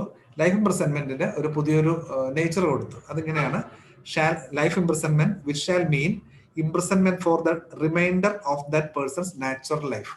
അയാളുടെ ജീവിതകാലം മുഴുവൻ അവിടെ ജയിലിൽ കിടക്കേണ്ടി വരും. ഇത് ഇന്നേ വേ 433B CRPC 433Bയില് ഗവൺമെന്റിന് റെമിറ്റ് ചെയ്യാനുള്ള പവേഴ്സ് കട്ടയിൽ ചെയ്യാൻ. അപ്പോൾ ഈ സെക്ഷൻസ് അനുസരിച്ചിട്ട് ഗ്രേവർ റേപ്പിൽ, അഗ്രവേറ്റഡ് റേപ്പില് ശിക്ഷ കിട്ടുന്ന ആള് remainder of that person's natural life കിടക്കേണ്ടി വരും. മറ്റ് ലൈഫ് ഇംപ്രിസൺമെന്റുകൾ പോലെ 14 years വെച്ചിട്ട് അത് കമ്മ്യൂട്ട് ചെയ്ത് കൊടുക്കാൻ പറ്റില്ല. അത് പക്ഷെ ഇതുവരെ സുപ്രീം കോർട്ടിൽ അത് ചലഞ്ചിൽ വന്നിട്ടില്ല. ചലഞ്ചിൽ വരും, സംശയമില്ല. അപ്പൊ അങ്ങനെ കൊടുക്കാൻ പറ്റുമോ, അല്ലെങ്കിൽ 433Bയില് ഗവൺമെന്റിനുള്ള പവേഴ്സ് കട്ടയിൽ ചെയ്യാൻ പറ്റുമോ ഇല്ല എന്നുള്ളത് ഒരു ലാർജർ ക്വസ്റ്റ്യൻ ആണ്. അത് ചിലപ്പോൾ തർക്കത്തിൽ വരുമായിരിക്കും. ഇത്രയുമാണ് 376(2) അഗ്രവേറ്റഡ് റേപ്പിൽ വരുത്തിയ മാറ്റങ്ങൾ. അതായത് ബേസിക് ആയിട്ട് പറയുകയാണെങ്കിൽ 8 പുതിയ സംവിധാനങ്ങൾ കൊണ്ടുവന്നു. ശിക്ഷ അതിലെ ഒരു പുതിയൊരു മാനത്തിലേക്ക് കൊണ്ടുവന്നു. ലൈഫ് ഇംപ്രിസൺമെന്റ് എന്ന് പറഞ്ഞാൽ remainder of that person's natural life, അത്ര വളരെ വലിയ ലോങ് ടേമിലേക്ക് ശിക്ഷ നീട്ടി. അതിനുശേഷം 376(a)(b)(c)(d) കൊണ്ടുവന്നു. അതിൽ എ എന്ന് പറയുന്നത് ഡെത്ത് കോസ് ചെയ്യുകയോ അല്ലെങ്കിൽ പെർസിസ്റ്റന്റ് വെജിറ്റേറ്റീവ് സ്റ്റേജിലാകുകയോ ചെയ്ത് കഴിഞ്ഞാൽ, അരുണ ഷാൻബാഗ് അല്ലെങ്കിൽ അരുണ രാമേന്ദ്രൻ എന്ന് പറയുന്ന കേസാണ് എന്റെ ക്ലാസിക് കേസ്. അതിൽ ആ സ്ത്രീ ഒരുപാട് വർഷങ്ങൾ ടോട്ടലി പാരലൈസ്ഡ് ആയിട്ട് ബോംബെയിൽ കിങ്സ് ഹോസ്പിറ്റലിൽ കിടക്കേണ്ടി വന്നു. സെക്സ് അസോൾട്ടിന്റെ വിക്ടിം ആയിരുന്നു. അതിനുശേഷമാണ് ഈ ഒരു ഇത് കൊണ്ടുവന്നത്. അതില് പക്ഷെ ഒരു ലെജിസ്ലേറ്റീവ് ഒമിഷൻ എന്ന് വെച്ച് കഴിഞ്ഞാൽ അതിൽ ഡെത്ത് സെന്റൻസ് വരെ കൊണ്ടുവന്നെങ്കിലും അതിൽ ഫൈൻ ഇമ്പോസ് ചെയ്യാനുള്ള സംവിധാനം ഇല്ല. ഫൈൻ ഇമ്പോസ് ചെയ്യാനായിട്ട് വിട്ടുപോയി. അതിലാണ് ശരിക്കും ഫൈൻ വേണ്ടിയിരുന്നത്. അതായത് പെർസിസ്റ്റന്റ് വെജിറ്റേറ്റീവ് സ്റ്റേജിലാകുന്ന ഒരു വിക്ടിമിനെ സംബന്ധിച്ച് ഫൈൻ ഇല്ല. എന്തുകൊണ്ടാണെന്ന് അറിയില്ല, യാതൊരു സംശയമില്ല. That is A legislative omission. 376(a)(b) കൊണ്ടുവന്നു. A)(b) 21/4/2018 കൊണ്ടുവന്നാണ്. 2013 അമെന്റ്മെന്റ് അല്ല, 2018 അമെന്റ്മെന്റ് ആണ്. അതനുസരിച്ചിട്ട് 12 വയസ്സിന് താഴെയുള്ള കുട്ടിയാണെന്നുണ്ടെങ്കിൽ minimum 20 years may go up to death. അങ്ങനെ ഡെത്ത് സെന്റൻസ് വീണ്ടും 2018 വീണ്ടും ഇൻട്രൊഡ്യൂസ് ചെയ്തു. അതനുസരിച്ചിട്ട് കറസ്പോണ്ടിങ് ആയിട്ട് പോക്സോ ആക്ടിലും മാറ്റം വരുത്തിയിട്ടുണ്ട്. അതുപോലെ തന്നെ ഇതിലൊരു പുതിയ കൺസെപ്റ്റ് കൊണ്ടുവന്നു. Fine shall be just and reasonable to meet the medical expenses and rehabilitation of the victim. ഇതൊരു പ്യൂർലി ഒരു വിക്ടിം ഓറിയന്റഡ് ആയിട്ടുള്ള ലെജിസ്ലേഷൻ ആണ്. അത് വി ആർ കൃഷ്ണന്റെ സമയത്ത് മുതൽ അദ്ദേഹമാണ് ആദ്യം എനിക്ക് തോന്നുന്നു ഇന്ത്യൻ ലോയിൽ ആദ്യമായിട്ട് വിക്ടിം കൺസിഡറേഷൻസ് ആദ്യമായിട്ട് കൊണ്ടുവരുന്നത് കൃഷ്ണനാണ്. അതിനെ സംബന്ധിച്ച് നമുക്ക് 357A ഓൾറെഡി വന്നു. പക്ഷെ റേപ്പ് ലോയില് ഇത്തരത്തിലൊരു അമെന്റ്മെന്റ് കൊണ്ടുവരുന്നത് 2013 അതിന്റെ വ്യത്യാസം എന്ന് വെച്ച് കഴിഞ്ഞാൽ medical expenses and rehabilitation of the victim. അപ്പൊ സാധാരണ നമ്മൾ ഇപ്പോഴും കോടതികള് 10,000 രൂപ 5,000 രൂപയ്ക്കാണ് നമ്മൾ ഫൈൻ കൊടുക്കാൻ കോടതികൾ ഇപ്പോഴും അത്ര അതിന് അപ്പുറത്തേക്ക് നമ്മുടെ കോടതികൾ പോകാറില്ല. പക്ഷെ ഇതിലങ്ങനെയല്ല. മെഡിക്കൽ എക്സ്പെൻസ് മാത്രമല്ല, റീഹാബിലിറ്റേഷൻ ഓഫ് ദി വിക്ടിം. അതായത് എത്ര ലക്ഷം വേണമെങ്കിലും കൊടുക്കാൻ പറയാം. May be depending upon the capacity കൂടി നോക്കേണ്ടി വരുമായിരിക്കും. അങ്ങനെ അത്തരത്തിൽ വിക്ടിം ഓറിയന്റഡ് ആയിട്ടുള്ള ഒരു പ്രധാനപ്പെട്ട ലെജിസ്ലേഷൻ ആണ് അതിൽ വന്നത്. അത് മാത്രമല്ല, any fine imposed under the section shall be paid to the victim. അത് ഗവൺമെന്റിലേക്ക് പോകുന്ന സംഭവമില്ല. നേരത്തെ അങ്ങനെ 327(1) കോമ്പൻസേഷൻ എങ്കിൽ ആ ഗവൺമെന്റിലേക്ക് ഒരു പോർഷൻ ഗവൺമെന്റിലേക്കും ബാക്കി വിക്ടിമിനാണ് പോയിരുന്നത്. ഇതങ്ങനെയല്ല, entire fine will go to the victim for rehabilitation. അതിൽ കാതലായിട്ടുള്ളൊരു മാറ്റമാണ് സെന്റൻസിങ്ങിനെ സംബന്ധിച്ച്.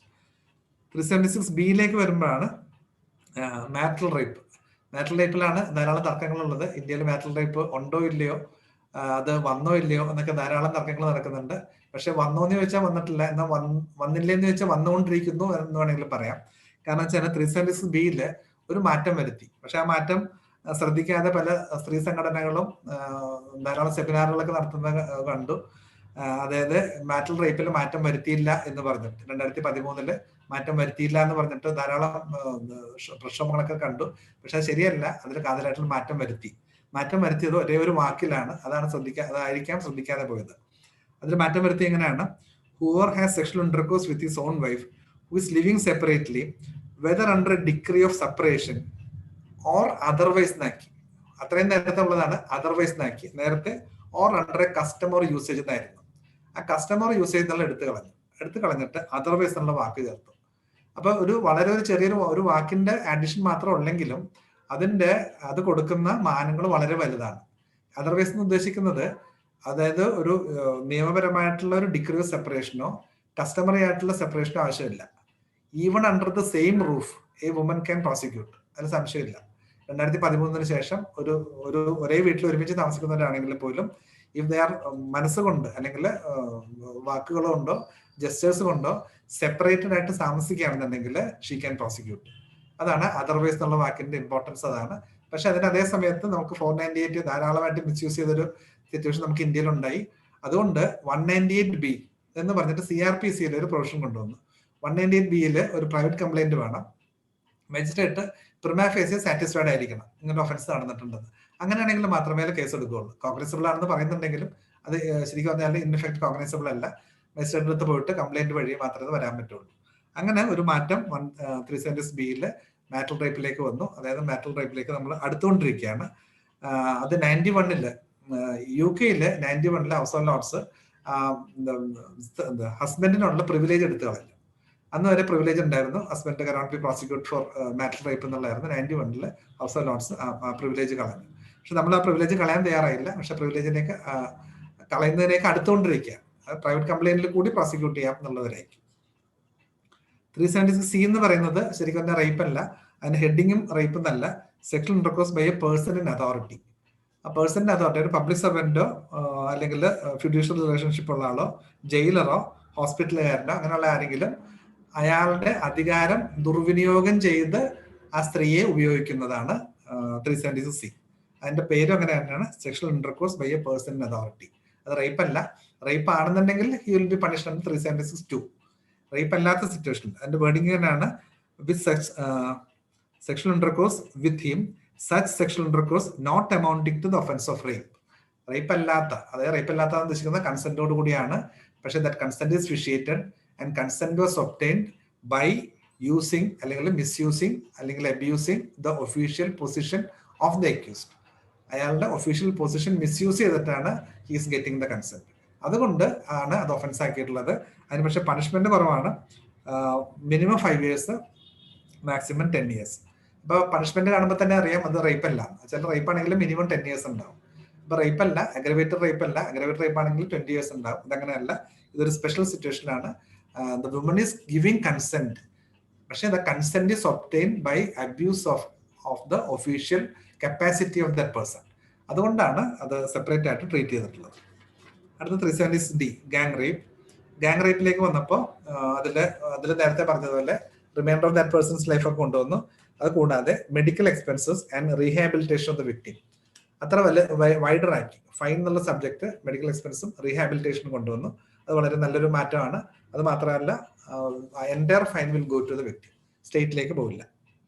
376(da) അതും 2018 കൊണ്ടുവന്നതാണ്. 13 അമെന്റ്മെന്റ് അല്ല, DA കൊണ്ടുവന്നിട്ട് വുമൺ അണ്ടർ 16 years ആണെന്നുണ്ടെങ്കിൽ remainder of that person's natural life വരെയുള്ള പണിഷ്മെന്റ് കൊണ്ടുവന്നു. മെഡിക്കൽ എക്സ്പെൻസ് കൊടുക്കണം, റീഹാബിലിറ്റേഷൻ കൊടുക്കണം, ആ പൈസ മുഴുവനും കുട്ടിക്ക് തന്നെ കൊടുക്കണം. ആ തരത്തിൽ DA റീലൊക്കേറ്റ് ചെയ്തു. DB 21/4/18 കൊണ്ടുവന്ന മാറ്റമാണ്. അതിൽ 12 വയസ്സിന് താഴെയുള്ള കുട്ടിയാണെന്നുണ്ടെങ്കിൽ ഡെത്ത് സെന്റൻസ് വരെ പോകും. 12 വയസ്സിന് താഴെയാണെങ്കിൽ ഡെത്ത് സെന്റൻസ് വരെ പോകും. Expenses, medical expenses, rehabilitation, entire amount will go to the victim.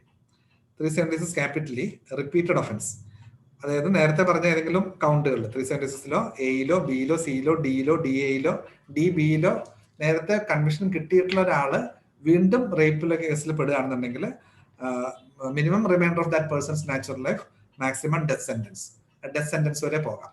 ആ തരത്തിൽ ആണ് 2013 അമെന്റ്മെന്റ് കൊണ്ടുവന്നത്.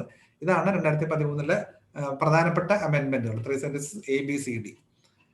ഇത്രയുമാണ് നമുക്കൊരു മണിക്കൂർ കൊണ്ട് ഈ വിഷയത്തിനെ കുറിച്ച് പറയാവുന്നത്. ഇനി അതിൽ ഒരുപാട് ഡിസിഷൻസ് ഒന്നും ഞാൻ എടുത്തിട്ടില്ല, വളരെ കുറച്ച് ഡിസിഷൻസ്. അതായത് ഇപ്പോൾ ഈ കാലത്ത് എപ്പോഴും കേസ് ലോയിൽ തർക്കം വരുന്നത് സ്ഥിരമായിട്ടുള്ളതാണ്. എന്നെ വിവാഹം കഴിക്കാന്ന് പറഞ്ഞ് പറ്റിച്ചു, അല്ലെങ്കിൽ പ്രോമിസ് ഓഫ് മാരേജ്, അങ്ങനെയുള്ള സാധനങ്ങൾ ബ്രേക്ക് ചെയ്തു. അത് മാത്രമേ അതിലേക്ക് എനിക്കോട് പെർഹാപ്സ് അതിലേക്ക് മാത്രമായിട്ടാണ് ഇപ്പോഴത്തെ തർക്കങ്ങൾ കൺഫൈൻഡ് ആയിട്ടുള്ളത്. അപ്പൊ അതുകൊണ്ട് അതിനെ സംബന്ധിച്ചുള്ള കുറച്ച് ലേറ്റസ്റ്റ് ഡിസിഷൻസ്, ഏറ്റവും ലേറ്റസ്റ്റ് ആയിട്ട് വന്നത് എനിക്ക് തോന്നുന്നു Sonu versus state of Uttar Pradesh, ചന്ദ്രചൂഡിന്റെ Sonu versus state 2021 supreme court 1405. അതിലാണ് പറഞ്ഞത് കൺസെന്റ്, അതായത് വെറുതെ എന്റെ വിവാഹം കഴിക്കാൻ പറ്റിച്ചു എന്ന് പറഞ്ഞാൽ പോരാ, എന്താണ് അയാളുടെ ഏത് തരത്തിലാണ് പറ്റിച്ചത്, അല്ലെങ്കിൽ ആ സമയത്ത് ഓഫർ കൊടുക്കുന്ന സമയത്ത് അയാൾക്ക് ചതിക്കാനുള്ള ഉദ്ദേശം ഉണ്ടായിരുന്നോ, അല്ലെങ്കിൽ സബ്സിക്വന്റ് ആയിട്ട് മറ്റെന്തെങ്കിലും ഇവന്റ് കൊണ്ടാണ് വിവാഹം മാറിപ്പോയത്, അങ്ങനെയുള്ള തർക്കങ്ങളൊന്നും ഇല്ലാന്നുണ്ടെങ്കിൽ that will be treated as consent. അതിന് തൊട്ട് മുമ്പ് നമ്മുടെ Anilkumar versus state of Kerala, justice Alexander തോമസിന്റെ നല്ലൊരു ഡിസിഷനാണ്. 2021 volume 1 KC 435, Anilkumar versus state of Kerala 2021 volume 1 KC 435. അതിനു മുൻപൊരു കുറച്ച് എലാബറേറ്റ് ആയിട്ട് ഈ കാര്യങ്ങൾ കൺസിഡർ ചെയ്യുകയും 482 വെച്ചിട്ട് വേണമെങ്കിൽ ക്വാഷ് ചെയ്യാം എന്നുള്ള എക്സ്റ്റെൻഡിലേക്ക് പോയത് ധ്രുവറാം മുരളീധർ. അതുകൊണ്ട് AR 2019 supreme court 327, Dhruvaram Muralidhar Sonar. ഇതിനൊക്കെ ബേസ് ആയിട്ട് വന്നിട്ടുള്ള അതിനു മുമ്പുള്ള ഒരു എലാബറേറ്റ് ആയിട്ട് കൺസിഡർ ചെയ്തത് ദീപക് ഗുലാത്തിയിലാണ്. Deepak Gulati versus state of Haryana 2013 supreme court 2071. 2013 supreme court 2071. അതിനു മുൻപ് ഉണ്ടായിരുന്ന 2003 സുപ്രീം കോർട്ട് ഉദയ്. ഇതിലെല്ലാത്തിലും സ്ഥിരമായിട്ട് ഒരു റെഫർ ചെയ്യുന്നത് ഉദയ് വേഴ്സസ് സ്റ്റേറ്റ് ഓഫ് കർണാടകയാണ്. 2003 all India reporter supreme court 1639. പിന്നെ അതുപോലെ ക്വാഷ് ചെയ്യാൻ പറ്റുമെന്നുള്ളത് 482 പവേഴ്സ് ഉപയോഗിച്ചിട്ട് ക്വാഷ് ചെയ്യാൻ പറ്റുമെന്നുള്ളത് പ്രമോദ് സൂര്യഭാൻ പവാറിലാണ്. അതിലൊരു രണ്ടുപേരും ഹൈലി എഡ്യൂക്കേറ്റഡ് ആയിട്ടുള്ള ആൾക്കാരാണ്. ഒരാളൊരു പോലീസ് ഓഫീസർ, ലേഡി എനിക്ക് തോന്നുന്നു ഡോക്ടർ, അങ്ങനെ തന്നെയാണ്. അവര് തമ്മിലായിരുന്നു തർക്കം. അപ്പൊ വിവാഹം കഴിക്കാമെന്ന് പറഞ്ഞ് വിശ്വസിപ്പിച്ചതൊക്കെ പറഞ്ഞു. അതിലായിരിക്കാം എനിക്കൊന്ന് ആദ്യമായിട്ട് സുപ്രീം കോടതി ക്വാഷ് ചെയ്യുന്നത്. അത് 2019 supreme court 4010, AR 2019 supreme court 4010, Pramod Suryabhan Pawar. അതിനു മുമ്പ് ഒരു കൺവെൻഷൻ ലൈൻ എന്ന ട്രയലിൽ തീരുമാനിക്കണം എന്നുള്ളതായിരുന്നു. പക്ഷെ സുപ്രീം കോർട്ട് ഇതിലേക്ക് വന്ന സുപ്രീം കോർട്ട് പറഞ്ഞു അങ്ങനെയല്ല, മെറ്റീരിയൽ ഇല്ലാന്നുണ്ടെങ്കിൽ, അല്ലെങ്കിൽ പ്രിമാ ഫേസി ഒരു കേസ് മേക്ക് ഔട്ട് ചെയ്യാൻ പറ്റിയില്ല എന്നുണ്ടെങ്കിൽ that can be quashed, he need not face the trial എന്നാണ് അതിൽ ആ അമെന്റ്മെന്റിൽ കൊണ്ടുവന്നത്. അപ്പൊ ഇത്രയാണ് നമുക്കൊരു മണിക്കൂറിൽ ഈ ഒരു വിഷയം പറയാൻ പറ്റിയത്. കൺസെന്റിന്റെ കാര്യത്തിൽ, അല്ലെങ്കിൽ ഓരോരോ ഇൻഡിവിജ്വൽ സെക്ഷൻ എടുക്കുമ്പോൾ, അല്ലെങ്കിൽ ബൈ സെക്ഷൻ എടുക്കുമ്പോൾ, സബ് സെക്ഷൻ എടുക്കുമ്പോൾ ഒരു മണിക്കൂറുകൾ പറയാൻ വേണ്ടും കേസ് ലോയും കാര്യങ്ങളൊക്കെ ഇതിലുണ്ട്. എന്നാൽ ഇതാണ് നമുക്കൊരു അത്രയും ഒരു ഇന്ത്യൻ ലോയിനെ കുറിച്ച് ഇപ്പോൾ പറയാനുള്ള ഈ പ്ലാറ്റ്ഫോമിൽ ഒരു മണിക്കൂർ കൊണ്ട് പറയാൻ പറ്റിയത് ഇത്രയാണ്. ഇനി എന്തെങ്കിലും ഡൗട്ട്സ് ഉണ്ടെങ്കിൽ, എന്തെങ്കിലും ഡൗട്ട്സ് വന്നിട്ടുണ്ടെങ്കിൽ സാറ് രണ്ടു ക്വസ്റ്റ്യൻസ് ഉണ്ട്. First question, or any other person 375 ഡിയിൽ എൻഡിൽ പറയുന്ന ഓർ എനി, അതൊന്ന് എക്സ്പ്ലെയിൻ ചെയ്യാം. 375 ബി ഇല്ല, D 375 D. ഡി. അത് Last or any. makes her to do so with him or any other person. അതായത് കൂടെയുള്ള ആരുടെയെങ്കിലും അക്കംപ്ലിസിന്റെ ആയാലും മതി, അയാളുടെ തന്നെ പ്രതിയുടെ തന്നെ ആണെന്നില്ല, ഏതെങ്കിലും അക്കംപ്ലിസിന്റെ applies to his mouth, vagina, urethra or a woman, or makes her to do so with him, ഈ പ്രതിയോടോ or any other person. പ്രതിയുടെ കൂട്ടുപ്രതിയോടോ എന്നോടോ ചെയ്യിച്ചാൽ മതി, കൂട്ടുപ്രതിയാണ് ഉദ്ദേശിക്കുന്നത്. Next question. Section 90 of IPC 90 of IPC clubbed with section 375 IPC. 375 consent, അത് interesting ആയിട്ടുള്ള ഒരു aspect ആണ്. Section 90 പറയുന്നത് പക്ഷെ 375 എക്സ്പ്ലനേഷൻ 2 വന്നതിന് ശേഷം 90 വർക്ക് ചെയ്യും എന്നുള്ളതും കൂടി ഒരു ഡൗട്ട്ഫുൾ ആയിട്ടുള്ള ഡിബേറ്റബിൾ ആയിട്ടുള്ള സിറ്റുവേഷൻ ആണ്. പക്ഷെ ഇതുവരെ ഒരു ജഡ്ജ്മെന്റിലും അത് വർക്ക് ചെയ്യില്ല എന്ന് എടുത്ത് പറഞ്ഞിട്ടില്ല. സെക്ഷൻ 90 ആണ് പല സിറ്റുവേഷനിലും അപ്ലൈ ചെയ്യുന്നത്. സെക്ഷൻ 90 ആണ്. നേരത്തെ പറഞ്ഞ പോലെ വിവാഹം കഴിക്കാന്നുള്ള വാഗ്ദാനം, അങ്ങനെ കൊടുത്ത ഒരു കൺസെന്റ്, അത് കൺസെന്റ് വിഷേറ്റഡ് കൺസെന്റ് ആണോ ഒറിജിനൽ കൺസെന്റ് ആണോ എന്ന് നോക്കുമ്പോൾ ഇതില് മിസ്കൺസെപ്ഷൻ ഓഫ് ഫാക്ട് എന്നൊരു സാധനം പറയുന്നുണ്ട് സെക്ഷൻ 90. സെക്ഷൻ 90ക്ക് 2 ലിംബുകളുണ്ട്. First limb applies to the victim, second limb applies to the accused. First limb ഇങ്ങനെയാണ്: a consent is not such a consent as it intended by any section of this code. അതാണ് ഞാൻ ആദ്യം പറഞ്ഞത്, any section of this code എന്നാണ് ഇവിടെ പറയുന്നതെങ്കിലും 375 expression 2 375 കേസുകൾക്ക്, rape കേസുകൾക്ക് മാത്രമായിട്ട് ഒരു സംവിധാനം അവിടെ വന്നിട്ടുണ്ട്. അതുകൊണ്ട് ഇത് വർക്ക് ചെയ്യുമെന്നുള്ളത് സംശയമാണ്. എന്തായാലും ഇതുവരെ സുപ്രീം കോർട്ട് ഒന്നും പറഞ്ഞിട്ടില്ല. By any section of this code if the consent is given by a person under fear of injury. അപ്പൊ ഫിയറിലോ ത്രെട്ടിലാണെന്നുണ്ടെങ്കിൽ അത് that is already covered under 375(3) or under misconception of fact. അവിടെയാണ് എപ്പോഴും തർക്കം വരുന്നത്, മിസ്കൺസെപ്ഷൻ ഓഫ് ഫാക്ട്.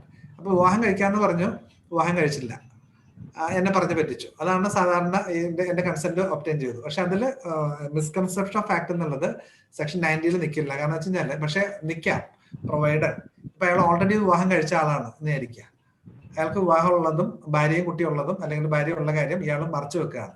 അങ്ങനെയാണെന്നുണ്ടെങ്കിൽ he cannot marry this lady. അപ്പോൾ that is a misconception of fact.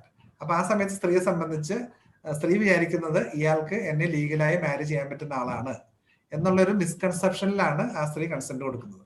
അങ്ങനെയാണെന്നുണ്ടെങ്കിൽ അങ്ങനെ വളരെ അപൂർവ സിറ്റുവേഷനിൽ മാത്രമേ സെക്ഷൻ 90 വർക്ക് ചെയ്യുള്ളൂ. ചെറിയൊരു വ്യത്യാസം എന്ന് വെച്ചാൽ സെക്ഷൻ 90 പറയുന്നത് by a person under fear of injury എന്നാണ് പറയുന്നത്.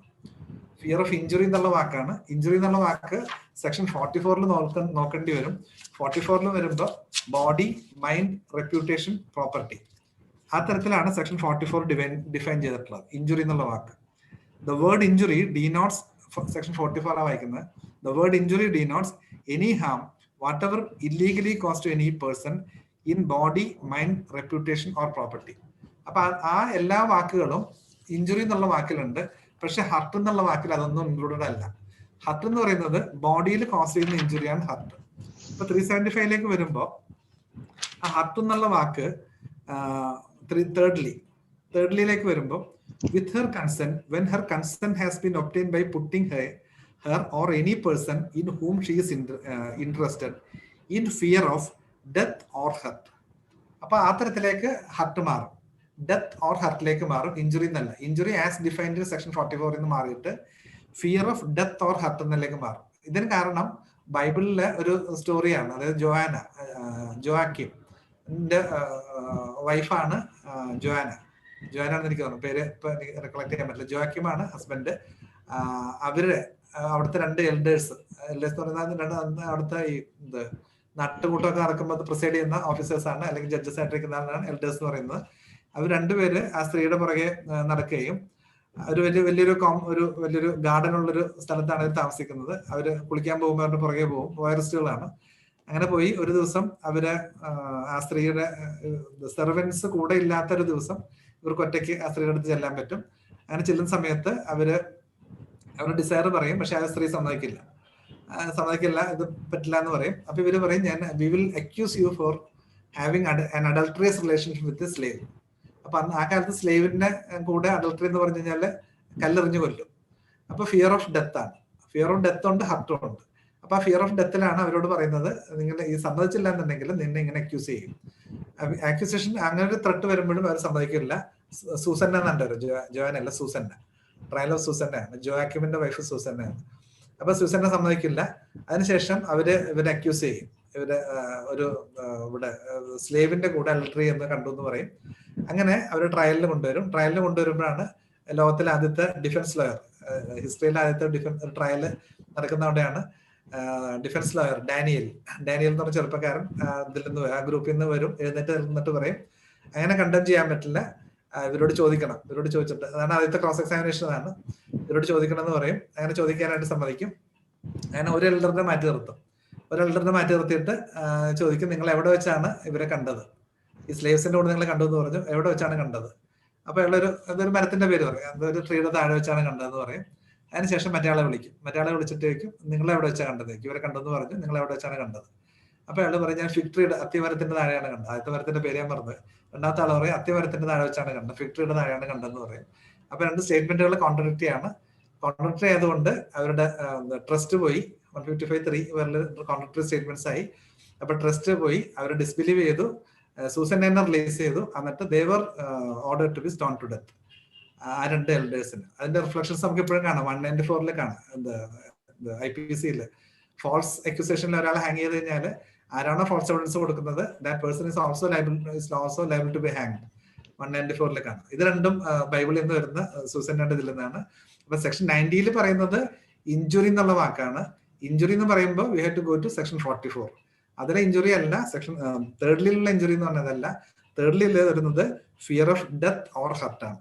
അപ്പൊ ഡെത്തിനോട് അടുത്ത് നിൽക്കുന്ന തരത്തിലുള്ള ഹർട്ട് ആയിരിക്കണം. അത് നേരത്തെ പറഞ്ഞ പോലെ അത്ര സീരിയസ് ആയിട്ടുള്ളൊരു ഹർട്ട് ആണെങ്കിൽ, ഹർട്ടിന്റെ ത്രെട്ട് ഉണ്ടെങ്കിൽ മാത്രമേ, അല്ലെങ്കിൽ ഡെത്തിന്റെ ത്രെട്ട് ഉണ്ടെങ്കിൽ മാത്രമേ കൺസെന്റ് കൊടുക്കാൻ പാടുള്ളൂ. അങ്ങനെ കൊടുക്കുന്ന കൺസെന്റ് അല്ലാതെ നിസ്സാരമായിട്ടുള്ള ഏതെങ്കിലും ത്രെട്ടിന്റെ പുറത്ത് കൊടുക്കുന്ന കൺസെന്റുകൾ will be treated as valid consent. Death or ഹർട്ടുള്ള അങ്ങനത്തെ കൺസെന്റ് ആണെന്നുണ്ടെങ്കിൽ കൺസെന്റ് ഇസ് വിഷിയേറ്റഡ് എന്ന് കാണാം. അപ്പൊ ഈ ഓരോ വാക്കിനും പുറകിലും ഒരുപാട് ഹിസ്റ്ററി, ഒരുപാട് കഥയുണ്ട്. Next question. Since mens rea is not relevant for the offense of rape, then what is the relevance of potency certification in the rape case? അതായത് ഒന്നാമത് ഇപ്പോഴത്തെ സിറ്റുവേഷനിൽ പൊട്ടൻസി വേണമെന്നില്ല. ചില ഡിജിറ്റൽ പെൻട്രേഷൻ ഉണ്ട്. ഫിംഗർ ചെയ്യുകയോ അല്ലെങ്കിൽ വേറെ ഏതെങ്കിലും ഒബ്ജക്റ്റ് ഇൻസെർട്ട് ചെയ്ത് കഴിഞ്ഞാൽ അതിൽ ഓഫൻസ് വരും. പിന്നെ നേരത്തെ ഇപ്പോൾ ചോദിച്ചത് വളരെ വാലിഡ് ആയിട്ടുള്ള ക്വസ്റ്റ്യൻ ആണ്. ഇമ്പോർട്ടന്റ് ആയിട്ടുള്ള ഒരാൾക്ക് അത് പറ്റില്ല എന്നുള്ളത്. ഇമ്പോർട്ടന്റ് ആയിട്ടുള്ള ഒരാളെ സംബന്ധിച്ച് അയാൾക്ക് സെക്ഷൽ ഗ്രാറ്റിഫിക്കേഷൻ കിട്ടുന്നില്ല. അതാണ് ഒരു തർക്കത്തിനുള്ള സ്കോപ്പ് ഉള്ളതാണ്. പക്ഷെ റേപ്പ് ലോനെ സംബന്ധിച്ച് ഇത് പ്യൂർലി വിക്ടിം ഓറിയന്റഡ് ആണ്. What ever be your intention, the moment you inserts you are committing an offence. അപ്പൊ അതിൽ ഗുഡ് ഇന്റൻഷൻ റേപ്പുകളും ഉണ്ട്. അത് വളരെ ക്യൂരിയസ് ആയിട്ട് തോന്നും, നല്ല ഉദ്ദേശത്തോടു കൂടെ റേപ്പ് ചെയ്യാൻ പറ്റുമെന്ന്. ന്യൂറംബർഗ് ട്രയലില്, വാർ ട്രിബ്യൂണലില് ഒരുപാട് സാധനങ്ങൾ ഡോക്യുമെന്റ് ചെയ്തിട്ടുണ്ട്. അതിൽ ഒരു വിറ്റ്നസിന്റെ ടെസ്റ്റിമണി അങ്ങനെയാണ്. അവര് ബങ്കറിൽ ഒളിച്ചിരിക്കുകയാണ്. അപ്പൊ ആ സമയത്ത് റഷ്യൻസ് ജർമ്മനി ഇവേഡ് ചെയ്തു. യുദ്ധത്തിന് ഏതാണ്ട് അവസാന സമയത്താണ് റഷ്യൻ ട്രൂപ്സ് ഇവേഡ് ചെയ്തു കയറി അവരവിടെ മാർച്ച് ഒക്കെ നടത്തുകയാണ്. അപ്പോൾ എല്ലാവരും ബങ്കറുകളിൽ ഒളിച്ചിരിക്കുകയാണ്.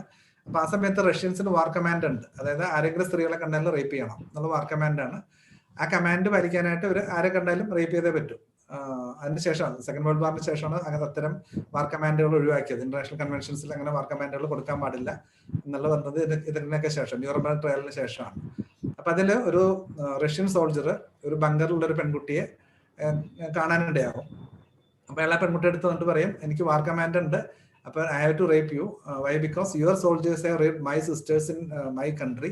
അതുകൊണ്ട് I am in the war control, I have to rape you എന്ന് പറയും. And he committed rape on. എന്താ വെച്ചാൽ വയലൻസ് ഒന്നും ഉപയോഗിക്കാതെ എന്നാൽ വാർ കമാൻഡ് എന്നുള്ള അയാൾക്ക് റേപ്പ് ചെയ്യും. അതിന് ബന്ധപ്പെടും, സെക്ഷൽ ഇന്റർകോഴ്സ് നടത്തും. അതിനുശേഷം അയാൾ പോയി കഴിഞ്ഞ ശേഷം അയാൾ തിരിച്ചു വരും. തിരിച്ചു വന്നിട്ട് അയാൾ അവിടെ ട്രൂപ്പ് വിഡ്രോ ചെയ്യുന്നവരെ 3-4 ദിവസം റഷ്യൻ ട്രൂപ്പ് വിഡ്രോ ചെയ്യുന്നവരെ അയാൾ ആ ബങ്കറിന് കാവലിരിക്കും. അത് മറ്റാരും ആ കുട്ടീനെ വയലേറ്റ് ചെയ്തിരിക്കുന്നുണ്ട്. അങ്ങനെ കാവലിരുന്നിട്ട് ട്രൂപ്പ് വിഡ്രോ ചെയ്യുന്ന സമയത്താണ് ഇയാൾ അവിടെ നിന്ന് പോകുന്നത്. അപ്പൊ അങ്ങനെയുള്ള ഗുഡ് ഇന്റൻഷൻ റേപ്പുകളും ഹിസ്റ്ററിയിൽ കാണാം. പക്ഷെ even then he is committing rape. War command ആണെന്ന് പറഞ്ഞിട്ട് കാര്യമില്ല, ഗുഡ് ഇന്റൻഷൻ ആണെന്ന് പറഞ്ഞിട്ട് കാര്യമില്ല. എന്തൊക്കെ whatever be the intention, sexual desire satisfy ചെയ്യണമെന്നില്ല, ഒന്നുമില്ലെങ്കിലും the moment you inserts you are committing an offence. അതുകൊണ്ടാണ് അവിടെ മെൻസ്ലയെ പ്രീഫിക്സ് ചെയ്യാത്തത് കൊണ്ടാണ്. അത് വളരെ അപൂർവമായിട്ട് മെൻസ്ലയെ പ്രീഫിക്സ് ചെയ്യാത്ത ഒരു offence റേപ്പാണ്. Sir, please say about 164 statement in connection with the rape. Can change the statement in court. Statement മാറ്റി പറയാൻ പറ്റുമെന്നോ? അതെ അതെ. മാറ്റി പറയാൻ പറ്റും, മാറ്റി പറയാറുണ്ട്, ഹോസ്റ്റൈൽ ആകാറുണ്ട്. ഇപ്പൊ ഒന്നും ചെയ്യാൻ പറ്റില്ല, ഒന്നും ചെയ്യാറുമില്ല ഹോസ്റ്റൈലായ.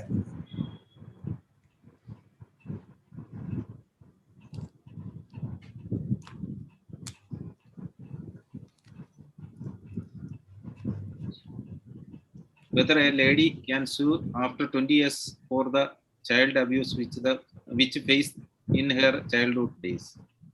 20 വർഷം കഴിഞ്ഞിട്ട് ചെയ്യാൻ പറ്റുമോ? പറ്റും, അതിൽ സംശയമൊന്നുമില്ല. ചില 3 തരത്തിലാണ് റിപ്പോർട്ടിംഗ് ഉള്ളത്. 1 ഇമ്മീഡിയറ്റ് ആയിട്ട് റിപ്പോർട്ട് ചെയ്യുന്നവര്, 2 ഡിലേഡ് റിപ്പോർട്ടേഴ്സ്, 3 ഒരിക്കലും റിപ്പോർട്ട് ചെയ്യാത്ത ആൾക്കാർ. ഈ 3 തരത്തിലാണ് റിപ്പോർട്ടിംഗ് ക്ലാസിഫൈ ചെയ്തിട്ടുള്ളത്. അത് അതിന്റെ സൈക്കോളജിക്കൽ ട്രോമ അനുസരിച്ചിരിക്കും. ചിലരെ സംബന്ധിച്ച് സ്പോണ്ടേനിയസ് ആയിരിക്കും, ട്രോമ സ്പോണ്ടേനിയസ് ആയിരിക്കും, അവർക്ക് റെസിസ്റ്റ് ചെയ്യാൻ പറ്റില്ല.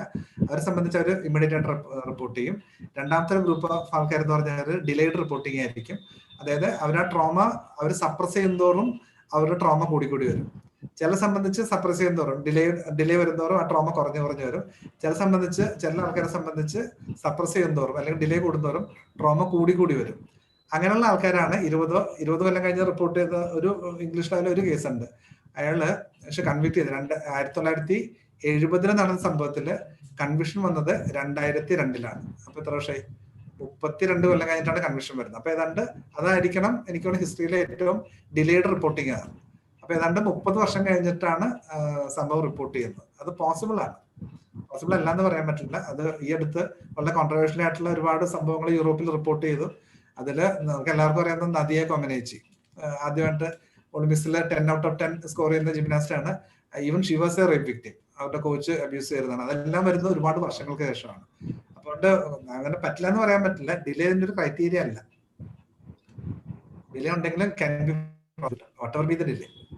Sir, please explain word manipulate in section 375C. അതെന്ന് വെച്ചാൽ അത് പലപ്പോഴും പലരും ആദ്യമായി ഇത് ആക്ട് വന്ന സമയത്ത് തന്നെ ചോദിച്ചിരുന്നതാണ്. അത് ഒരു ഇംഗ്ലീഷ് ലോയിൽ നിന്ന്, ഒരു ഇംഗ്ലീഷ് കേസിൽ നിന്ന് വരുന്നതാണ്. അത് വളരെ സ്ട്രേഞ്ച് ആയിട്ടുള്ള ഒരു കേസാണ്. അത് പക്ഷെ അവിടെ തന്നെ ഇപ്പോഴും തർക്കം നടക്കുന്നതാണ്. അതായത് അയാളെ കൺവിക്ട് ചെയ്ത് ശരിയാണോ ഇല്ല എന്നുള്ളത്. അതായത് ആ കേസ് ലോന്റെ പേര് ഞാനിപ്പോ ഓർക്കുന്നില്ല. ഞാനിത് എവിടെ ഞാൻ വായിച്ചിട്ടുണ്ടത് 2008 നടക്കുന്ന സംഭവമാണ്. അതില് സംഭവിച്ചെന്ന് വെച്ചാല് അതിന്റെ എക്സാക്ട് ഇതല്ല പ്രൊഡ്യൂസ് ചെയ്തിട്ടുള്ളത്. എങ്ങനെയാണ് മാനിപ്പുലേറ്റ് ചെയ്യുന്നത്, മാനിപ്പുലേഷൻ എന്നുള്ള വാക്ക് ആദ്യമായിട്ട് വരുന്ന അതിലായിരിക്കും. അതായത് ഒരാളുടെ പെൺകുട്ടിയെ, ഒരു പയ്യൻ 16 വയസ്സുള്ള പയ്യൻ, അയാളുടെ പെൺകുട്ടി അതിന്റെ പ്രായക്കാരിയായിരിക്കും. അവർ തമ്മിൽ ഇഷ്ടത്തിലായിരുന്നു. അതിനുശേഷം അവർ തമ്മിൽ വഴക്കിൽ പിരിഞ്ഞു. ആ സമയത്ത് പെൺകുട്ടിയുടെ അച്ഛന് ഈ പയ്യൻ ഈ പെൺകുട്ടിയെ മിസ്യൂസ് ചെയ്തിട്ടുണ്ട് എന്നൊരു സംശയം ഉണ്ടായിരുന്നു. അപ്പോൾ അതിന് ക്ലിയർ കട്ടായിട്ടുള്ള എവിഡൻസ് ഒന്നും ഉണ്ടായിരുന്നില്ല. അപ്പൊ ഇയാൾക്ക് റിവെഞ്ച് ചെയ്യണം എന്നുള്ള റിവെഞ്ച് ഉദ്ദേശത്തില് ഇയാള് ഈ ഒരു ഫേക്ക് ഐ ഡി ഉണ്ടാക്കിയിട്ട് ഈ പയ്യനായിട്ട് ചാറ്റ് ചെയ്യാൻ തുടങ്ങി. ഒരു ഫീമെയിൽ ഐ ഡി ഉണ്ടാക്കിയിട്ട് ഇന്റർനെറ്റ് വഴി പയ്യനോട്ട് ചാറ്റ് ചെയ്യാൻ തുടങ്ങി. അങ്ങനെ ചാറ്റ് ചെയ്ത് അവസാനം ഒരു ദിവസം ഈ പയ്യനോട് വെബ് ക്യാം ഓൺ ചെയ്യാൻ പറഞ്ഞു. വെബ് ക്യാം ഓൺ ചെയ്തിട്ട് ഹി വാസ് മെയ്ഡ് ടു മാസ്റ്റുർബേറ്റ് ഈ വെബ് ക്യാമിന്റെ മുമ്പിൽ. അതിനുശേഷം ഇയാൾ ഡിസ്ക്ലോസ് ചെയ്തു ഞാൻ ഈ പെൺകുട്ടിയുടെ അച്ഛനാണ്. അപ്പൊ അത് that was A case in which he has manipulated the other person. അപ്പൊ അതില് സെക്ഷൽ ഗ്രാറ്റിഫിക്കേഷൻ ഉണ്ടെന്ന് വെച്ചാൽ ഗ്രാറ്റിഫിക്കേഷൻ ഇല്ല, ഇയാളുടെ ഉദ്ദേശം വേറെ ആയിരുന്നു. അപ്പൊ അതിപ്പോഴും തർക്കത്തിൽ നിൽക്കുന്നതാണ്. ഇയാൾ കൺവിക്ട് ചെയ്തെങ്കിലും ആ കൺവിക്ഷൻ ശരിയാണോ, അതായത് ഈ ഫേക്ക് ഐ ഡിയിൽ കയറി എന്നുള്ളതാണ് അതിൽ തർക്കം.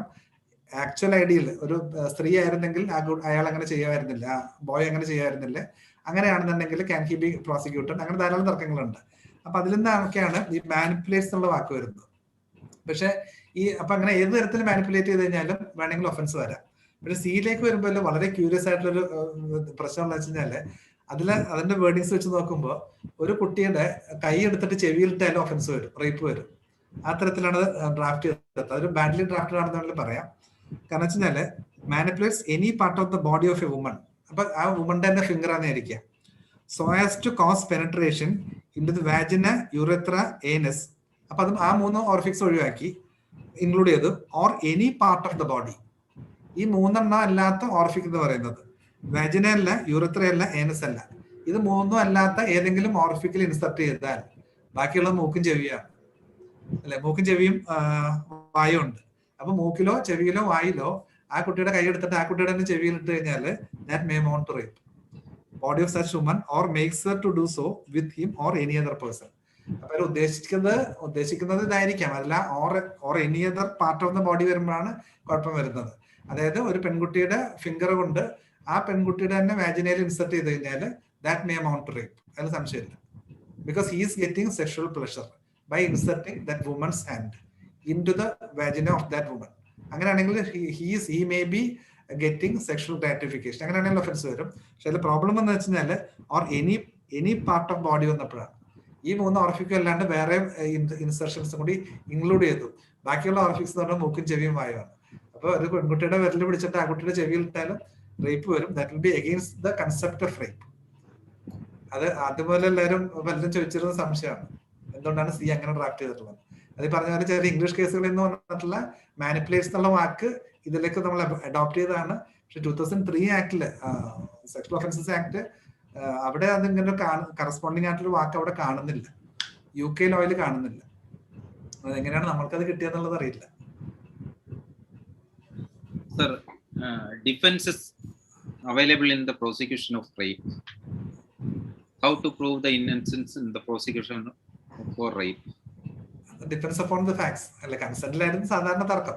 കൺസെന്റ് ആകാം, പിന്നെ LEB പോലത്തെ ഞാൻ അവിടെ ഉണ്ടായിരുന്നില്ല എന്നുള്ള തർക്കം എടുക്കാം. അല്ലെങ്കിൽ സ്ട്രേഞ്ചർ ആണെന്നുണ്ടെങ്കിൽ, person unknown to the victim ആണെന്നുണ്ടെങ്കിൽ ഐഡന്റിറ്റിയിൽ തർക്കം എടുക്കാം. പക്ഷെ പ്രധാന തർക്കം എപ്പോഴും കൺസെന്റിലായിരിക്കും. Consent in the sense actual consent ആയിരുന്നോ വിഷ്യേറ്റഡ് കൺസെന്റ് ആയിരുന്നോ? അത് കൺസെന്റ് വളരെ ഡിഫിക്കൽട്ട് ആയിട്ടുള്ള സിറ്റുവേഷൻ ആണ്. ശരിക്കുള്ള കൺസെന്റ് ഉണ്ടായിരുന്നോ ഇല്ല എന്നുള്ളത് കൺസെന്റിലായിരിക്കും പ്രധാന തർക്കം. 376 clause 1 also be explained. Clause 1 376 1 എന്നാണ് സാർ പറഞ്ഞത്. 1 പണിഷ്മെന്റ് കൂട്ടിയെന്ന് മാത്രമേ ഉള്ളൂ. Whoever except in cases provided subsection 2. Subsection 2 refers to graver rapes, aggravated rapes. അത് police officer, public servant, jail authority, hospital അങ്ങനെ പോകുന്ന ആ ഒരു ഗ്രൂപ്പ് ഓഫ് ആൾക്കാരാണ് 2. അത് ഒഴിച്ച് ബാക്കിയുള്ളതിൽ shall be punished with rigorous imprisonment of either description എന്ന് പറയുന്നത് റിഗറസ് ആകാം, സിമ്പിൾ ആകാം. For a term which shall not be less than 10 years. ആദ്യം 7 years ആയിരുന്നു, അത് കൂട്ടി 10 years ആക്കി. But which may extend to imprisonment for life and shall also be liable to fine. അതിന് മാറ്റം വരുത്തിയിട്ടുള്ളതാണ്. 7 years എന്നുള്ളത് മിനിമം 7 എന്നുള്ളത് 10 ആക്കി. അല്ലാതെ അതിൽ വേറെ മാറ്റങ്ങൾ വന്നിട്ടില്ല. 376 clause B not treated as a rape. എന്താണ് കാരണം? അതെന്ന് വെച്ചാല് അതില് ബി ആണ്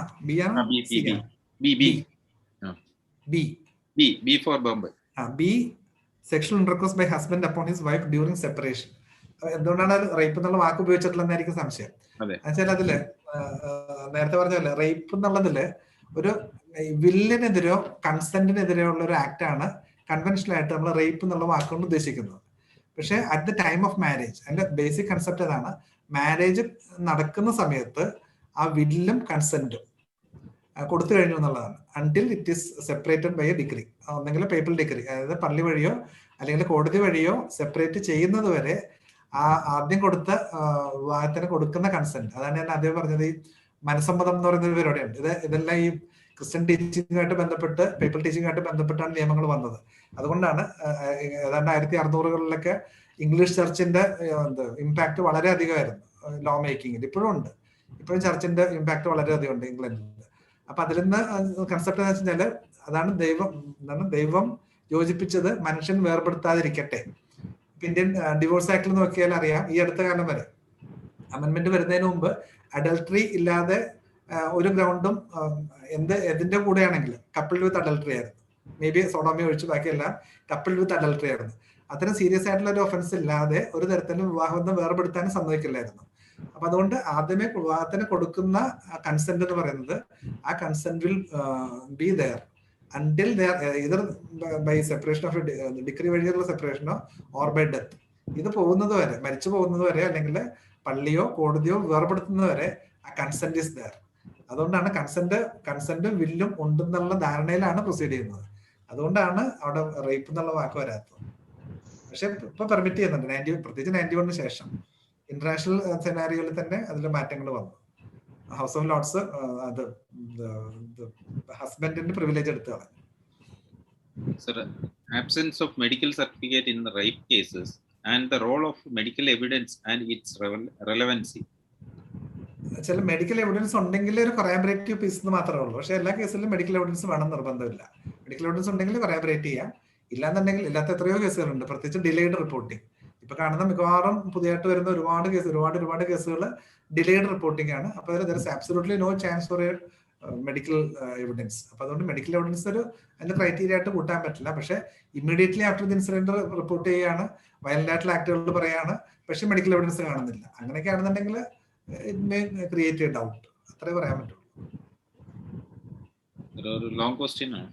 A lady was subjected to rape and a child was born. Subsequently, that man lived with and maintained them for some time. Thereafter, he deserted them. Lady made complaint against a man for rape. Is it sustainable? While granting the anticipatory bail, whether the court can direct to undergo DNA when he denied the paternity. What are the implications of section 53A of CRPC? അതിൽ ഒന്നാമത്തെ ചിലതിൽ rape നിൽക്കില്ല. കാരണം വെച്ച് കഴിഞ്ഞാല് അതില് cohabitation ആണ്. Long cohabitation കഴിഞ്ഞിട്ട് വരുന്ന കംപ്ലൈൻസിൽ ഒരിക്കലും ട്രയലിൽ അത് ഇമ്പോസിബിൾ ആണ്. പിന്നെ ആന്റിസിപ്പേറ്ററി ബെയിൽ മൂവ് ചെയ്യുന്ന സമയത്ത് DNA ടെസ്റ്റ് പറയാൻ പറ്റില്ല.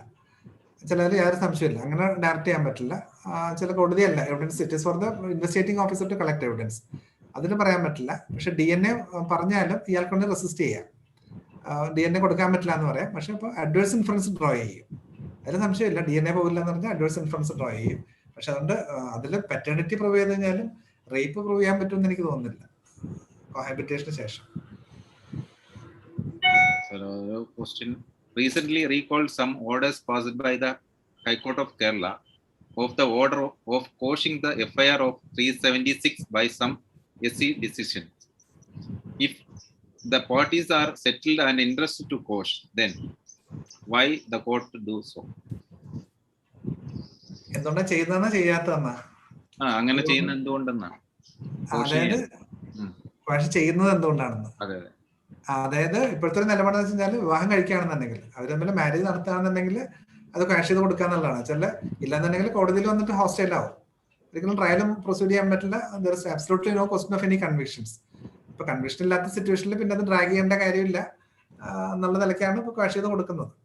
പക്ഷെ എപ്പോഴും പോക്സോ ക്യാഷ് ചെയ്യാൻ പാടില്ല എന്നുള്ള നിലപാടിൽ തന്നെയാണ് ഇപ്പോഴും നിൽക്കുന്നത്. അപ്പൊ പോക്സോ ക്യാഷ് ചെയ്യുന്നില്ല, ബാക്കി കേസുകളിൽ അവർ തമ്മിൽ സെറ്റിൽ ചെയ്യുകയാണെന്നുണ്ടെങ്കിൽ ക്യാഷ് ചെയ്ത് കൊടുക്കുന്നുണ്ട്. അത് ട്രയൽ കോർട്ടിലെ പെൻഡൻസി കുറയ്ക്കാനായിട്ടാണ്. ചില പെൻഡൻസി അനാവശ്യമായിട്ടുള്ള കേസുകളിലെ പെൻഡൻസി കൂടുന്തോറും ആവശ്യമുള്ള കേസുകൾ പ്രോപ്പറായിട്ട് നടത്താൻ പറ്റില്ല. അതാണ് എൻ്റെ ഒരു വലിയൊരു ഹാൻഡിക്യാപ്പ്. അതാണ് കോടതികൾക്ക് സമയം വേണം, ക്വാളിറ്റി സമയം കിട്ടണമെന്നുണ്ടെങ്കിൽ അനാവശ്യമായിട്ടുള്ള കേസുകൾ ഒഴിവാക്കിയേ പറ്റൂ. അതാണ് ഒരു പോളിസി. കല്യാണം കഴിക്കുന്ന കേസുകളിൽ ക്വാഷ് ചെയ്ത് കൊടുക്കുക. Amendment to particular section is affected in delayed complaints.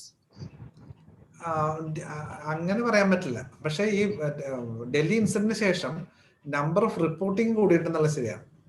പ്രത്യേകിച്ച് പോക്സോ കോടതികൾക്ക് വന്നതിന് ശേഷം ഒരു സ്പീഡി റെമഡി കിട്ടും അല്ലെങ്കിൽ എഫക്റ്റീവ് റെമഡി കിട്ടും എന്ന് കണ്ടതിന് ശേഷം നമ്പർ ഓഫ് റിപ്പോർട്ടിംഗ് കൂടിയിട്ടുണ്ട്. പക്ഷെ ഒരിക്കലും നമ്പർ ഓഫ് ഒഫൻസുകൾ കൂടിയിട്ടുണ്ടെന്ന് തോന്നുന്നില്ല. ചരിത്രാതീത കാലം മുതൽ ധാരാളമായിട്ട് നടക്കുന്ന ഒരു സംഭവമാണ് റേപ്പ്. അപ്പൊ നമ്പർ ഓഫ് ഒഫൻസസ് കൂടിയിട്ടുണ്ടാകാൻ സാധ്യതയില്ല, പക്ഷെ നമ്പർ ഓഫ് റിപ്പോർട്ടിംഗ് കൂടിയിട്ടുണ്ട്. ഇപ്പൊ റിപ്പോർട്ട് ചെയ്യുന്നത് 10% റിപ്പോർട്ട് ചെയ്യുള്ളൂ എന്നുള്ളതാണ് സ്റ്റാറ്റിസ്റ്റിക്സ്. ഇപ്പൊ എറണാകുളം പോക്സോ കോടതിയിലാണ് നോക്കുകയാണെങ്കിൽ 600 കേസുകളാണ് പെൻഡിങ് ഉള്ളത്, എറണാകുളത്തെ എല്ലാ കോടതികളിലും കൂടി. അപ്പൊ 600 കേസുകൾ ഉണ്ടെങ്കിൽ 6000 സംഭവങ്ങൾ നടന്നിട്ടുണ്ടാകാം. അതിൽ നിന്നാണ് 10% റിപ്പോർട്ട് ചെയ്യുന്നത്. അപ്പൊ അത് ഡിലേ ഒരു ഇതായിരുന്നു തോന്നുന്നില്ല.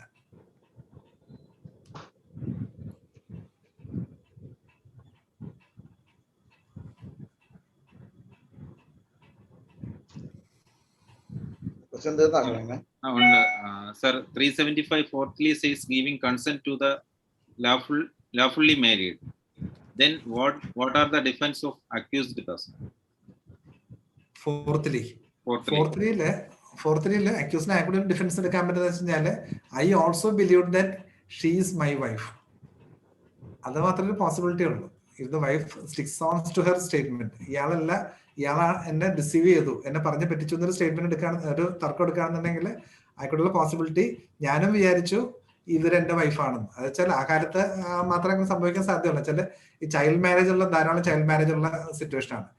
ഈ 1835 കോഡ് നോക്കിയാൽ അറിയാം, അതിലെ ഏജ് ഓഫ് കൺസെന്റ് 9 years ആണ്. അപ്പോൾ ചൈൽഡ് മാരേജ് ഒബ്വിയസ്ലി ചൈൽഡ് മാരേജിന്റെ സിറ്റുവേഷൻസ് ആണ് കവർ ചെയ്യുന്നത്. അപ്പൊ ചൈൽഡ് മാരേജ് നടത്തിയതിനു ശേഷം ഇപ്പൊ പട്ടാളത്തിലോ യുദ്ധത്തിലോ ഒക്കെ പോകുന്ന ആള് ഒരു 10 20 15 കൊല്ലം കഴിഞ്ഞിട്ടൊക്കെ തിരിച്ചു വരികയാണെന്നുണ്ടെങ്കിൽ അപ്പൊ ചിലപ്പോൾ ആരെയാണ് കല്യാണം കഴിച്ചത് ചിലപ്പോൾ ഉറപ്പുണ്ടാവില്ല. അങ്ങനെയുള്ള സിറ്റുവേഷനിലൊക്കെയാണ് ബൈ മിസ്റ്റേക്ക് വേറൊരാളുടെ കൂടെ താമസിക്കാനോ വേറൊരാളുടെ കൺസെന്റ് ഒബ്റ്റെയിൻ ചെയ്യാനോ ചാൻസ് ഉള്ളത്. അതിൽ ഈ ഒരു എവിഡൻസ് ഡിഫൻസ് മാത്രമേ പോസിബിൾ ആവുള്ളൂ. ഇല്ലാന്നുണ്ടെങ്കിൽ it is as good as deceiving that person, അറിഞ്ഞുകൊണ്ടാണെന്നുണ്ടെങ്കിൽ. അല്ലാണ്ട് വേറെ എന്ത് പോസിബിൾ ആണെന്ന് എനിക്ക് തോന്നുന്നില്ല ഫോർത്തിൽ. A woman who commit an act come with in section 378 B C D is liable to the offense. A woman who commit an act come with in the section 375 B C D is liable to the offense. സ്ത്രീയെ punish ചെയ്യാൻ പറ്റുമെന്നാണ് ചോദിക്കുന്നത്.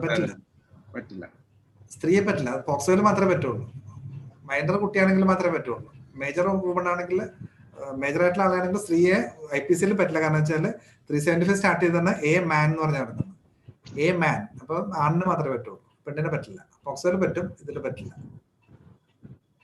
In a POCSO case, victim girl was produced before a doctor, the primary health center, and doubted about sexual assault, but the prosecution suppressed this. Whether the helpful of defense, any citation എല്ലാം to the point കാണാൻ സാധ്യത കുറവാണ്. പക്ഷെ അത് പ്രോസിക്യൂഷന്റെ ഒരു വിക്ടിമിന്റെ ഇതിന്റെ ക്രെഡിബിലിറ്റിനെ ബാധിക്കുന്ന situation ആണ്. ആദ്യം ഡോക്ടറിന്റെ അടുത്ത് പോകുമ്പോൾ വേറെ സ്റ്റേറ്റ്മെന്റ് പറയും, അങ്ങനെയാണെന്നുണ്ടെങ്കിൽ അതെല്ലാം ഡിപെൻഡ്സ് അപ്പോൺ ദ ഫാക്ട്സ് എന്ന് പറയാൻ പറ്റും. വേറെ വലിയ ക്വസ്റ്റ്യൻസ് ഒന്നും ഇല്ല സർ. നേരത്തെ റിപ്പീറ്റഡ് ക്വസ്റ്റ്യൻസ് ഒക്കെ ഉള്ളൂ.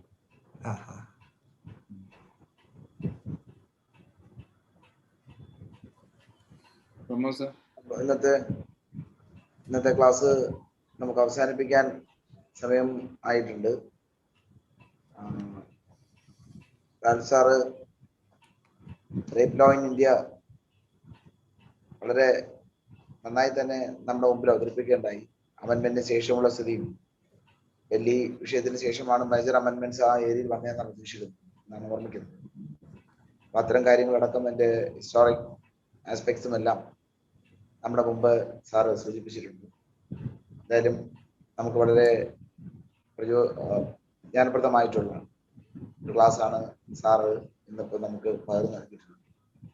ഇതിൽ പങ്കെടുത്തിട്ടുള്ള എല്ലാവർക്കും, നമ്മുടെ ബാർ കൗൺസിലിന്റെ അംഗങ്ങളായിട്ടുള്ളവർക്കും, എൻ്റെ ബാർ കൗൺസിലിന്റെ chairman Shri Joseph John sir, secretary നമ്മുടെ ചെറിയ വർഗീസ് സാറ്, നമ്മുടെ അതുപോലെ തന്നെ മുൻ ചെയർമാൻമാരായിട്ടുള്ള Shri JP Jayachandran sir, Shanavas Khan sir, KV Mohandas sir, അതുപോലെ സീനിയർ മെമ്പറായിട്ടുള്ള ശ്രീ രാമൻകുട്ടി സാറ്, നമ്മുടെ സെമിനാർ കമ്മിറ്റി അംഗവും സംസ്ഥാന വഖഫ് ബോർഡ് അംഗവുമായിട്ടുള്ള Shri Sharafuddin sir, Shri CK Ratnakaran sir, സ്വാഗതം ആശംസിച്ച ശ്രീ ശ്രീനാഥ് ഗിരീഷ് സാർ, അതുപോലെ ശ്രീ പ്രകാശ് സാർ, അതുപോലെ തന്നെ ബാർ കൗൺസിൽ ഓഫ് ഇന്ത്യ മെമ്പറായിട്ടുള്ള Shri Manoj Kumar sir, Shri Rajkumar sir, Muhammad Shah sir, ട്രഷററായിട്ടുള്ള ശ്രീ നാസർ, നമ്മുടെ executive committee chairman Shri Ajith Namboothiri sir, അതുപോലെ മുൻ വൈസ് ചെയർമാനായിട്ടുള്ള ശ്രീ ആനെ റഷാദ് സാർ, നിലവിലത്തെ വൈസ് ചെയർമാനായിട്ടുള്ള ശ്രീ KN അനിൽകുമാർ സാർ, ശ്രീ നമ്മുടെ റൂൾ കമ്മിറ്റി അംഗവും കൂടിയായിട്ടുള്ള ശ്രീ നാഗരാജ് നാരായൺ സാർ, എല്ലാവർക്കും, അതുപോലെ എൻറോൾമെന്റ് കമ്മിറ്റി ചെയർമാൻ, നമ്മുടെ ഈ സെമിനാർ കമ്മിറ്റി അംഗവുമായിട്ടുള്ള ഡിസിപ്ലിനറി കമ്മിറ്റി അംഗവും കൂടിയായിട്ടുള്ള ശ്രീ സന്തോഷ് സാറ്, അതുപോലെ ബാർ കൗൺസിലിലെ മറ്റ് ജോയിന്റ് സെക്രട്ടറി ആയിട്ടുള്ള ശ്രീ ശിവരാമൻ, ഇവിടെ നമുക്ക് ഈ പ്ലാറ്റ്ഫോം മറ്റു രൂപത്തിലുള്ള ബുദ്ധിമുട്ടൊന്നും ഇല്ലാതെ പകർന്നു നൽകുന്ന ശ്രീ അഡ്വക്കേറ്റ് ഷമീം അടക്കമുള്ള ഈ പ്ലാറ്റ്ഫോമിൽ പങ്കെടുത്തിട്ടുള്ള സീനിയേഴ്സ്, അതുപോലെ ഇത് പാർട്ടിസിപ്പൻസ് ആയിട്ടുള്ള എല്ലാവർക്കും ഹൃദയപൂർവ്വമായിട്ടുള്ള നന്ദി രേഖപ്പെടുത്തുന്നു.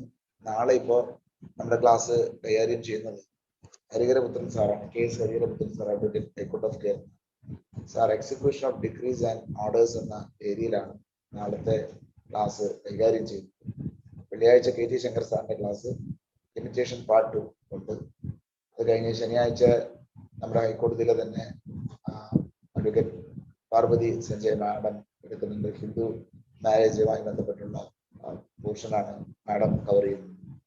ഇത്തരം കാര്യങ്ങളാണ് ഇപ്പോൾ സൂചിപ്പിക്കാനുള്ളത്. വരും ദിവസങ്ങളിൽ നമ്മുടെ ഇപ്പോൾ ഉള്ളതുപോലെയുള്ള പ്രഗത്ഭരായിട്ടുള്ള ഫാക്കൽറ്റീസ് ആണ് നമ്മുടെ ഈ പ്ലാറ്റ്ഫോമിൽ ബാർ കൗൺസിലിന് വേണ്ടി കണ്ടിന്യൂഡ് എഡ്യൂക്കേഷന്റെ ഭാഗമായി നമ്മളോടൊപ്പം ജോയിൻ ചെയ്യുന്നത് എന്ന വിവരം കൂടി അറിയിക്കുകയാണ്. ഈ പ്ലാറ്റ്ഫോം ഞാൻ നേരത്തെ സൂചിപ്പിച്ചതുപോലെ തന്നെ വളരെ ഏറ്റവും മനോഹരമാക്കി കൊണ്ടുപോകും. മറ്റു രൂപത്തിലുള്ള ഇന്ററപ്ഷൻസ് ഒന്നും ഇല്ലാത്ത വിധം കൊണ്ടുപോകുവാൻ പാർട്ടിസിപ്പൻസിന്റെ സഹകരണമാണ് ഏറ്റവും വലുത്. ഓൺലൈൻ സംവിധാനത്തിന്റെ ഏറ്റവും വലിയൊരു വിജയം എന്ന് പറയുന്നത് മൈക്ക് എപ്പോഴും മ്യൂട്ട് മോഡിൽ സബ്മിറ്റ് ചെയ്യുക എന്നുള്ളതാണ്. സംസാരിക്കുന്ന ആൾ മാത്രം അൺമ്യൂട്ട് ചെയ്ത് സംസാരിച്ചാൽ വളരെ കാമാൻ ക്വൈറ്റായുള്ള നല്ലൊരു പ്ലാറ്റ്ഫോമായി നമുക്ക് കൊണ്ടുപോകാൻ കഴിയും. അതൊന്നുകൂടി ഓർമ്മിപ്പിക്കുകയാണ്. ഇന്ന് ആ വിധത്തിൽ ഉള്ള സഹകരണം നൽകിയ പാർട്ടിസിപ്പൻസിനോടുള്ള പ്രത്യേകമായ നന്ദി ഒന്നുകൂടി രേഖപ്പെടുത്തുന്നു. Thank you very much. Good night. നമുക്ക് പിരിയാം. നാളെ കാണാം. Thank you sir.